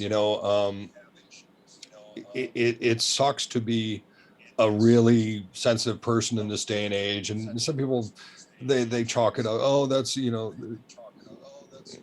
whatever. I mean, I'm kind of over the whole masculine is thing with, oh, you got to be macho, suck it up, people getting back to people who don't understand. They're like, oh, feel better, just feel better, and it's like, Mm-hmm. you don't understand. This is more profound than that, and usually it's a lot of the people that have been through a trauma, the loss of a parent or the loss of a sibling or some sort of childhood or even adult trauma that caused them to have serious issues of questioning their sanity or their place in the world. And once again, COVID has completely exacerbated this, a million times over. So many people are suffering in silence, and so many people feel that it is a sign of weakness to ask for help, and that's where they're wrong, because it isn't a sign of weakness. It's those of us who appear to be the strongest are often the people that are struggling the most, to smile through the pain. Mm-hmm. People see me on a daily basis and I try to be as upbeat and possible, but one of the things that's gotten me through much, and hopefully the sound isn't caught out when I'm making this quote, is what doesn't kill you gives you a very healthy, serious, dark sense of humor. Yeah. Because if you don't have humor, you will not be able to be able to laugh at the absurd, the ridiculous, the tragic. And I'm not saying laugh at tragedy, but there sometimes you have to just be able to rise above the situation and try to just be like, use laughter as a weapon to try to work your way through the pain. If that makes any sense. Yeah, yeah, and I mean that's the big thing because, like you said, it's drug overdoses have shot through the roof with COVID. Okay. Suicides have shot through the roof with COVID. I mean, our self isolation. I don't know. Missouri wasn't locked down a whole severe amount. I don't know how it was up there, but I It mean, was bad for a still. while, but it's we've Ohio's a fairly progressive state, and they decided that they didn't want to wear masks after a while, and whatever, it's very hit or miss depending on what city you live in or where you live or whatever. And I have a compromised immune system, so I wear a mask everywhere still, and until they tell me it coast is clear. But it's like I ended up in the hospital with the flu really bad right before COVID, so at least I thought it was, they didn't have any tests, so I don't know, it might have been COVID. But my wife and daughter had COVID a couple weeks ago, and it was pretty bad. It was especially bad for my daughter, but she is recovering, and it's a very frightening thing. It's a very real thing. One of my dear friends lost both his parents to COVID, so and I've had a lot of friends and family members who've lost people. I lost my sister last year, not to COVID, but passing away, and that just exacerbates your depression as well. And when you're isolated and you don't have people to talk to, it can be very, very trying. I mean, and anxiety, if you've never had an anxiety attack, you don't know what we're talking about. But if you've had them or have them Mhm. on a regular basis, it's awful. They're an awful thing to have. You go into this immediately like tube sensation with the world is closing in around you. You Mhm. breathe heavy, your chest hurts, you feel like you're having a heart attack, you're sweating and freaking out, and your mind is freaking out, and you can't turn it off. It's like spinning, you're dizzy, you're lightheaded, and you're like, oh my God, please make it stop. And thank God for Valium, because it's the one timeout, Yeah. and it puts the edge on, or takes the edge off, I should say. And I'm lucky in that respect. Not everybody can get Valium, but it's like having a history of that. And that's one of the few things that works with a panic attack for me personally. Other people, it's other things. If you can get out of your house and take a walk, I pace my driveway at 4 in the morning when I'm having anxiety issues, and you got to do what you got to do to survive, and the mental illness is a motherfucker. It really is, plain and simple. Whether you're dealing with crazy people in a band and you have to tour manage them, or you have people in your family that are crazy, and I've been through that. I've had family members that have been ill and had to deal with that, and it's that's part of life. Growing up and grow older, get to a certain age and your friends start dropping like flies. It's a rough go. Now, But I did want to ask you, knowing some of these people, yeah. you s- did you see them deteriorate, and how quickly did they go from being functioning and doing all right to succumbing to horrible mental illness? Well, I think with most people, it starts small. It did with like Scott Weiland's a classic example. He got introduced to heroin on the tour we were on in 1993, and that was kind of a slow crash because he got addicted, and then he chipped for a while, meaning he was just dabbling, and then he got hardcore into it, and it just kind of ate his brain. And the thing with heroin and opiates is it's always trying to achieve or re-achieve that first high. I know you know what I'm talking about, Hmm. and that's why junkies always go back and get more, and they build up that tolerance, but with Scott, it didn't just stop at opiates. I mean, he was doing speed and cocaine and other things. He was drinking in excess, and his mental stability really started to suffer. I mean, even then, I mean, he became more withdrawn. I mean, now I'm talking from my own interactions with him. I know his bandmates were not pleased, and from their trials and tribulations with him over the years. I mean, it was coming and going. They had other bands running concurrently and different things, trying to do. I mean, Richard Patrick from Filter was briefly sang with Stone Temple Pilots, and they had that other side project together. So Scott kind of, he got kicked out by his band, and then he did his solo thing, and then he had a solo career. He came back to STP for like one last tour, and then they fell apart again. He went back to a solo career, and sadly perished, and that happened. I was out on tour with Toadies, and we were in New Orleans, and Shannon Hoon from my good friend of mine was Shannon Hoon's bus driver, the guy with Blind Melon, Hmm. and he was chipping on a giant rock of cocaine and ended up dying of a heart attack. And my friend Kevin found him in Kevin's bunk on the bus. Kevin was the bus driver for those guys. And that was the night that I played in New Orleans with the Toadies, back in fall of 96, I think. Jesus. And it was just, it was tragic. I mean, here the guys here, and so many people. That happened to Brad from Sublime. I didn't know Brad, but he was under the same management umbrella as some of the people I was working with. And I remember when that happened, and both he and Shannon Hoon both had kids, and they babies, and they overdosed and died. And it's like, you leave a wife and a child behind. It's just exacerbates Kurt, and Frances Bean. Frances Bean looks just like Kurt. It's haunting. As a grown adult, she looks like Kurt in the face, and it's Oh, I haven't seen her since she was a baby, so I have no idea I've seen pictures of her. I don't know what she is like, but according to Dave and Chris, they saw her and have spoken with her, and it haunted them. They were so, because she was so the embodiment of Kurt's physical being. Just anyways, another sidelight. But yeah, and River Phoenix was an incredible tragedy. River was one of the sweetest people I ever knew, and just incredibly talented and just a lovely person. And he sadly, perished from a mixture of drugs, and it was just awful. It was incredibly shocking because everybody loved the guy. He was just the nicest person, and it's tragic to see such talent, you know, gone for what, some fucking stupid drugs. And it's sad. uh, Chris Cornell hurts quite a bit, and I don't know the situation he was in. They've chalked it up to a suicide. I don't know. I have to go with what the reports are, but you know Chris was just an incredibly gifted and wonderful individual. And even though he was younger than me, he seemed like the adult in the room.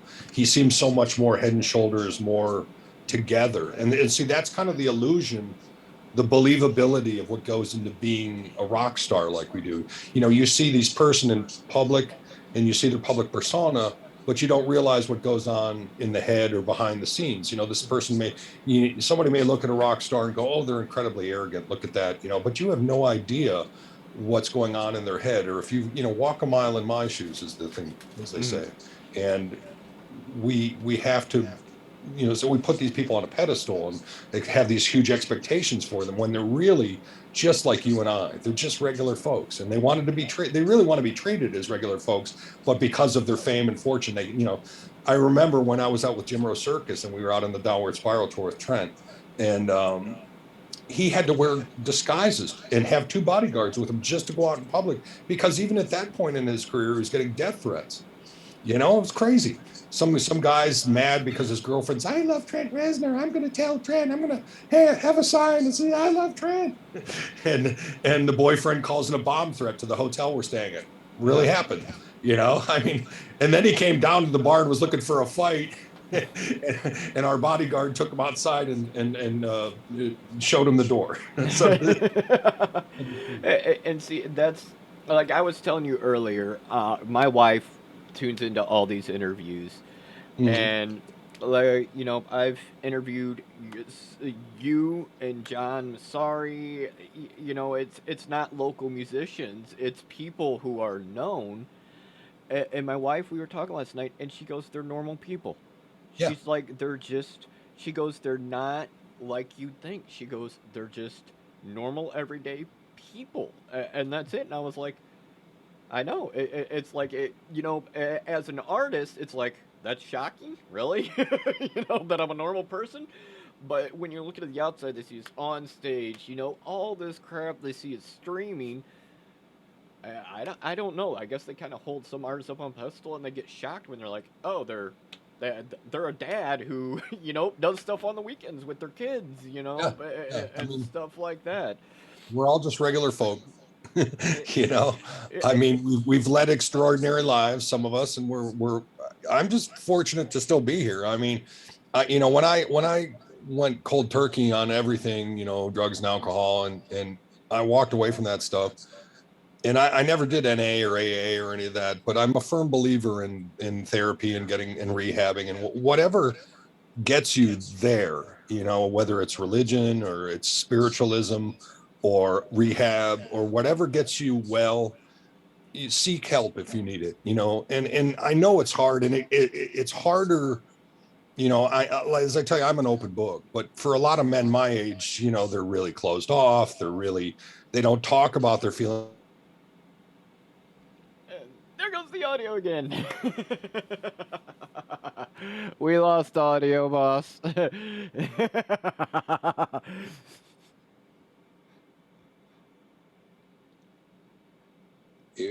Unmute. Hello. I can hear you now. This is a test of our mental health tonight with all the snow and everything. Oh. See, and that's why, like, you see me and him laughing. It's all good. Yeah. I think that's kind of a humility. You have to learn it in this industry, or you're gonna get ate alive. I mean, correct me if I'm wrong. Yeah, you've gone a lot further and been more in depth, but I mean, do you think you got to have the humility, or you're just gonna get eaten alive?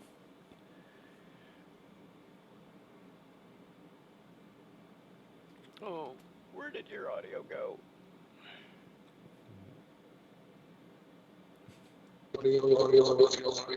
Hello. My bad. You're sounding like you're in an old Fender reverb spring.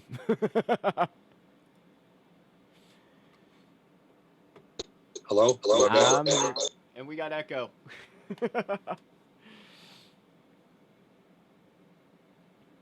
Now, how about? Yeah, we got you in and out some, and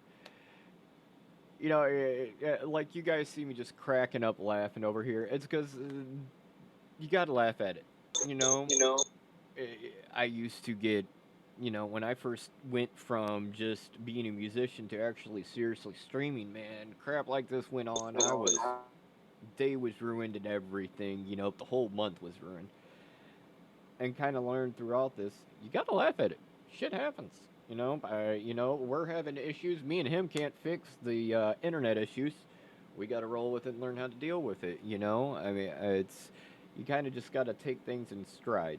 And while he's trying to reconnect, I think that's something. As an artist and a musician over the years, and matured in. When I say mature, I don't mean necessarily an age, because some of us are in our 40s and just big kids, but in your perception in the field and industry, you get kind of, you got to laugh at it. I mean, it's No audio. Yep, I got your audio.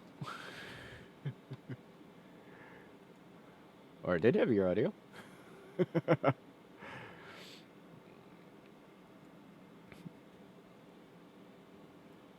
So, but I can keep running it, jacking my jaw as I grew up here, and while we're getting him situated. So, make sure he's not texting me.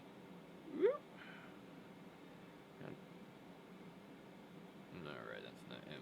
Okay.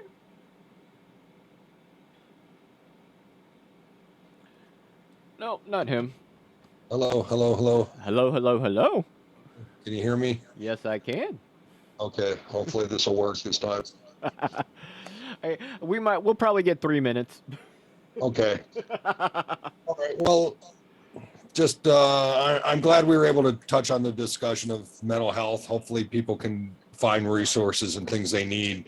I mean, we can discuss it at length at another time, perhaps with a better connection. Yeah. I don't want to lose my shit and be unprofessional in front of your audience.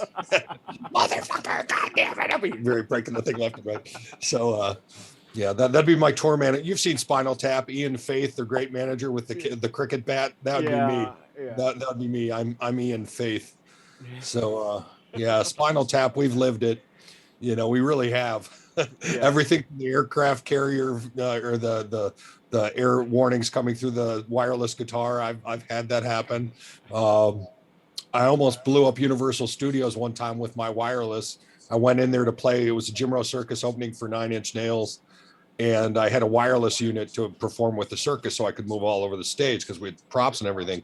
Well, the guy, Union Stagehand, came up to me and he goes, "Did you clear your wireless unit with the FCC?" And I said, "No, I didn't know I had to." So he goes, "Let me make a phone call." He goes and makes a phone call. He comes back 5 minutes later and he's like, "You can't use your wireless tonight. You have to go wired." And I'm going, "Why?" And he goes, "Well, your frequency is the same frequency that is on the Miami Vice ride." This was at Universal Studios.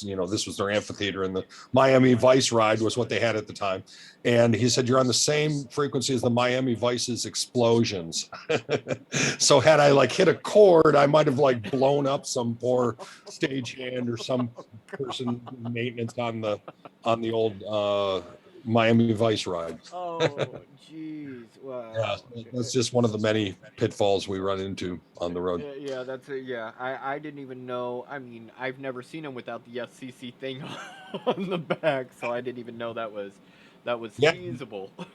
who knew it was a thing? Yeah, right, right. Yeah. That's the problem now. I mean, there are people, well, not even a problem. I mean, that's a job now. I have students that work at various sound companies and do major tours, and that one of their jobs is to just be a frequency analyzer to see whatever city you're in. They have a whole bandwidth set up, and they have to see what frequencies are available for their wireless mics in whatever city, and they have to dial in a proper one and backups and various AB channels that they can ping between, and it's insane. But that now is a job unto itself. Yeah, and just thinking of doing all that, my head's like, oh my god, having to do Well, all that's that. technology for you. It's like crazy. Yeah, and I mean and it's interesting finding out like that's something I just learned. I was today old when I found out that was a job in the music industry, and finding out. I mean, there is so much more than even I knew, and I started. Oh God, I did my first performance at like 5, 6 years old, and just been going through it, and I'm learning new stuff like that. I did not know that was a job.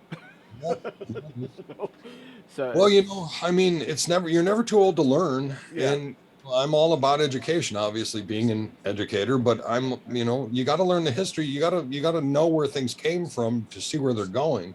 And it's imperative that people learn about old technologies and new technologies and learn the themes and the various, you know, developments and everything in all the aspects, whether it's production or audio, lighting, video, visuals, performance, decking, the ego ramps and stage ramps and truck ramps and you name it. I mean, propane chases and vidwall ramps. I mean, vidwall ego ramps. I mean, it's just insane some of the things that have come along in the last 10 years alone.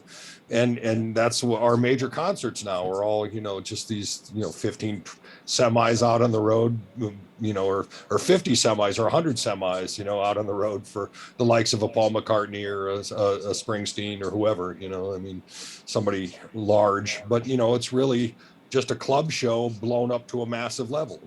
We're doing the same things, and that's where we train my students, is on a club level. And so it's a perfect petri dish for them to cut their teeth in and figure out what they want to do, how they do it safely. And that's what we try to do, arm them with information, as I keep saying. and you know what? It's hearing you talk as an educator. I told my wife, I was like, we could do a family vacation up to Ohio this summer if you want. Well, I tell you, we've been really lucky with our class. We've been very fortunate to have some really great students. And you mentioned Eva C, the DJ. One of my students used to be his mix engineer, and for the live shows and set up his PA and stuff. He was in Toronto probably for all the stadium shows that Eva C did up there. So, and that's another sad guy who sadly took his own life. Yeah. It's That gets back to the mental illness thing. I've had that happen off and on with a lot of creative types over the years. I lost a lot of friends to overdoses and suicide, and it's tough. And the thing about suicide that is so terrible is, like, a lot of people, it's a very selfish act, but they don't realize that the person is trying to kill their pain. And that's really what it's about. And when the pain becomes so overwhelming that you can't see anything else, you need it to stop. And I'm not justifying it or anything, or trying to make light of it, but it is, I understand, I empathize with the reason why it happens. And I've been there. And when the pain in your life is so great that you just can't, for whatever reason, can't carry on, I understand the act. um, it's an awful thing, and it's a terrible thing, but it happens. And you have to look for the warning signs, and you have to try to get people, it, healthy if you can, whatever you can do. But it is, I see it every day. I have good friends who have mental illness as severe, and other friends who have children that are going through just hell right now. And it's awful. And it is. And being a parent, I learned many years ago, if you're not a parent, shut the fuck up. Okay. Don't get into this whole, like, oh, you're a horrible parent, or, you should do so, tell your kid to shut the fuck up, lift up by your bootstraps. No, fuck you. You don't have any idea. Until you're a parent, Yeah. you don't have any idea what it's like to be a parent, what it's like, and even the hell you put your parents through. Because when your parents go, and both my parents have passed on, you become your parents, whether you want them to, like those Dr. Rick ads, with the people, if you printed out your directions to be here, you're in the right place. I've done that.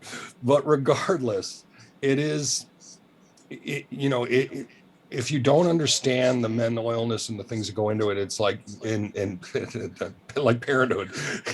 I've paid in spades for everything I ever did to my parents with my child, and I love her dearly. But it's one of those things. It's like it comes back in spades to you as a parent, and it's like, I've seen people who aren't parents try to give advice to parents, and it's like, you have no idea. You really don't. And you shouldn't pontificate about it, or bad parenting. It's like, you know, you might be the best parent in the world, but if your kid's a hellion, not saying mine is, but I'm just saying that if your child is obstinate and a rebel like I was, I mean, I probably took years off my parents' life, but I love them dearly, and I had a great relationship with them, and I'm grateful for all the many years I had with them. But the parents are struggling as much as their children are, because sadly the children are, like, often the ones who have to help their parents mop up the mess that is become of their lives. I mean, it's, you lean on your friends, you lean on your therapist, you lean on your family, and you somehow fight your way through these issues that are exacerbated in your life. And life and times right now are overwhelming for so many of us, for a variety of reasons, whether it's health or mental issues, or just life in general. Everything's kind of a struggle. I mean, for everybody. I mean, I don't personally know any millionaires. I don't know how they're living, but I do know some rock stars that are probably doing okay. But those people are former employers and whatnot, and I wish them nothing but success. And one thing that's kept me working all these years in the industry is I've maintained decent relationships with people. I try not to burn bridges. As I told you, I don't try not to kiss and tell.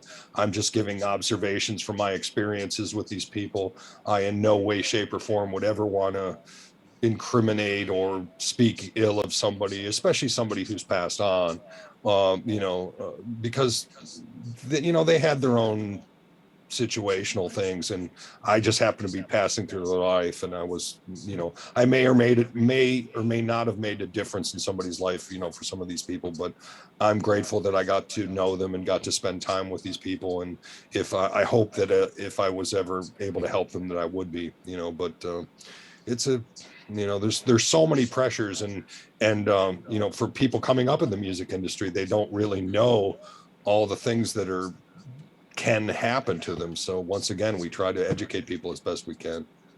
There And was Uh, there was recently a musician, I think a rapper. I remember catching a glimpse of it somewhere, but he ended up he couldn't get people weren't liking his album and he couldn't get any sold and he committed suicide over it.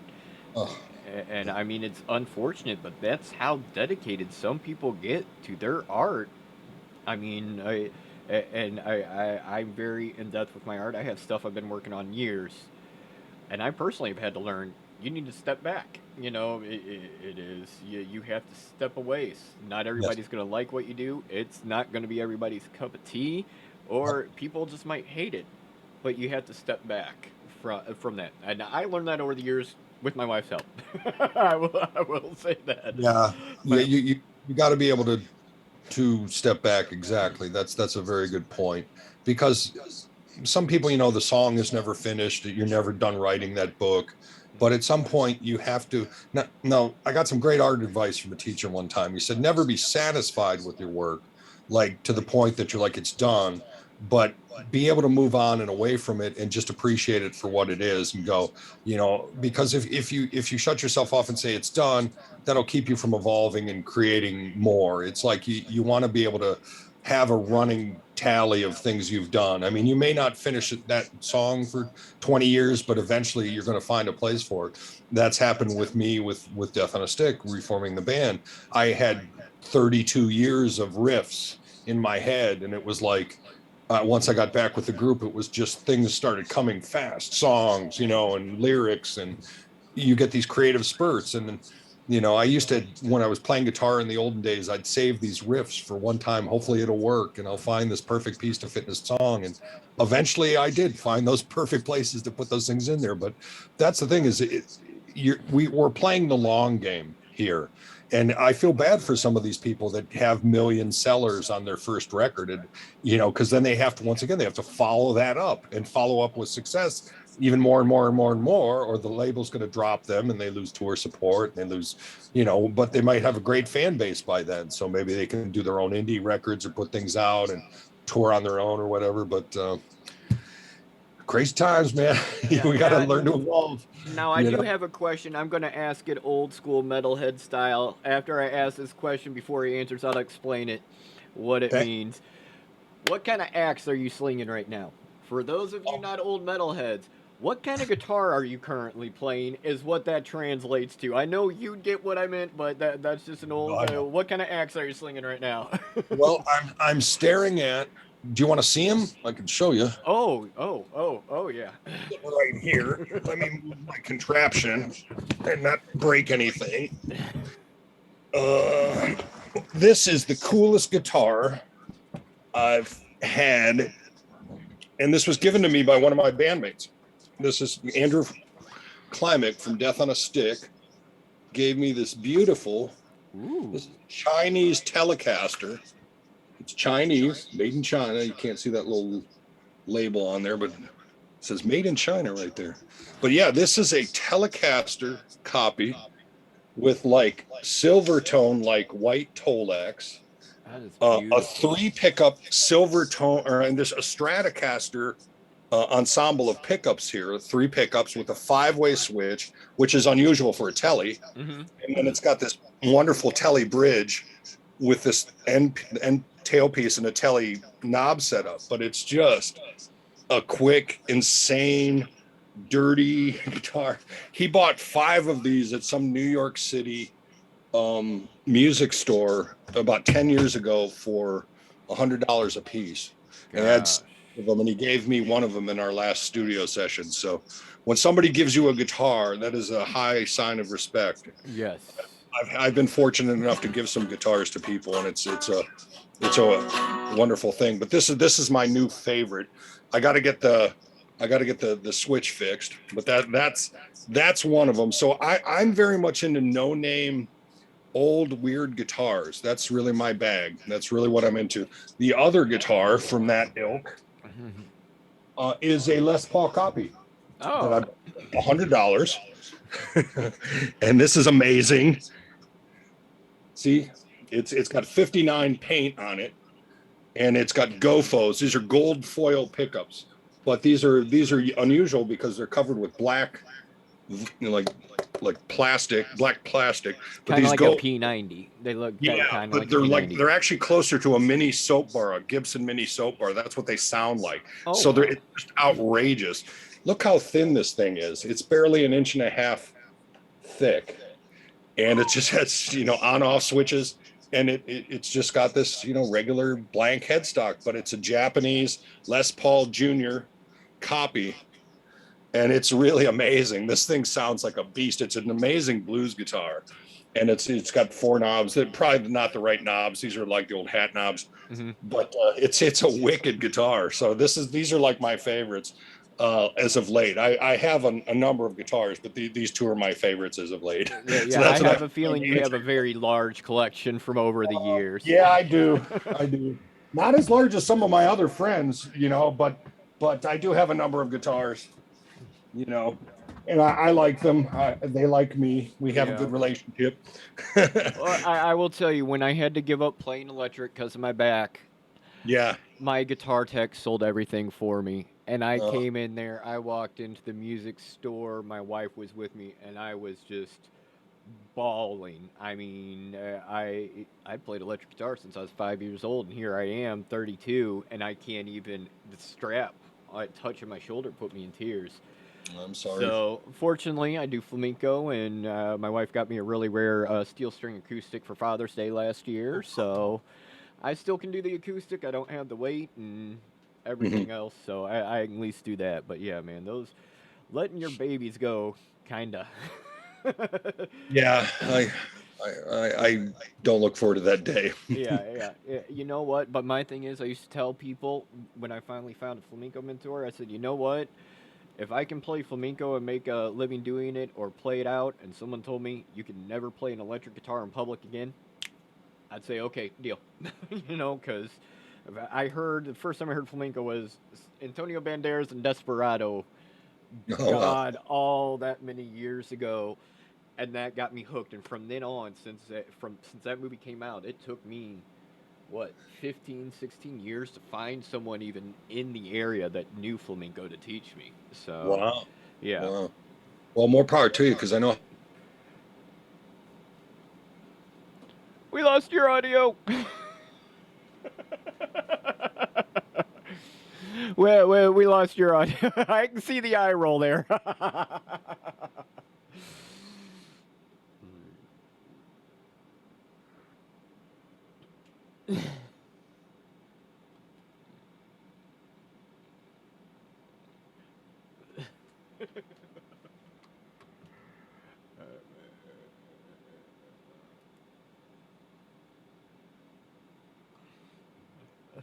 Hello. All right, there you go. You're back. Man, that audio is giving you trouble.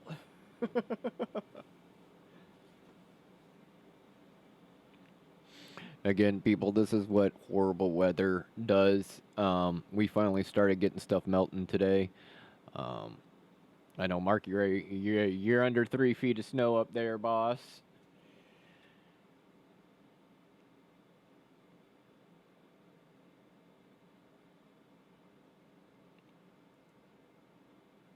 Mute. Unmute. There you go. So, all right, I heard you for a second. The funny thing is, people watch on camera. You see me getting into the mic like this. It's a thing from being on stage. You normally, when you're on stage and you're performing, you don't do this. You kind of get up in there. So you see me moving around on the mic. That's just an old. We get Marky Ray back. You can say the same thing. You don't just stand there and do this all day. You kind of get around and move with it. Of course, on streaming mics, you get a lot more volume variation depending on where you go. I have a feeling Marky Ray is about ready to lose his shit on this computer.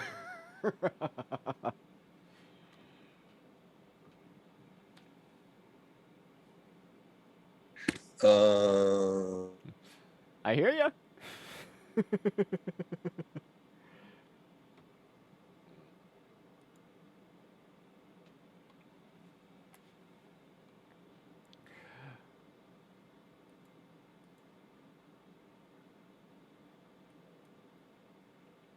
And just for reference, before we even started stream, Marky Ray let me know he was having some internet trouble. So this isn't something that caught us off guard. He was having internet trouble already, so or was having internet trouble beforehand. So it's not something unexpected. We were prepared for, in a sense.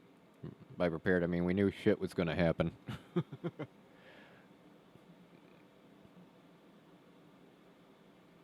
Am I back? Woo! You're back now, I think, for the moment. I hope so. I'm sorry. This is kind of becoming funny for me because it's like, how long are we going to get him this time? I'm gonna let you go, I think. I hear you. Everybody, thanks for tuning in. We're going to have him back. This is becoming a royal pain in the ass. Marky Ray, thank you for the time and appreciate it. Sorry about the headache.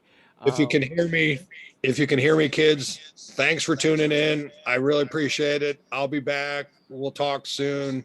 Feel free to check out my YouTube channel, Crazy Man 13. Drop me a comment there, say hello, and I'll gladly talk to you here again very soon with Nick and Junkie Base Studios at over 200 miles an hour. Well, thank you. I appreciate it. We got to give Mother Nature a big hug for this shit tonight. All right, everybody. You guys take it easy. If you're watching this on YouTube, twitch.tv/junkiebase. We do interviews. And again, Marky Ray will be back with us. Again, thank you for your time, Marky Ray. Everybody, you have a good evening. Ice.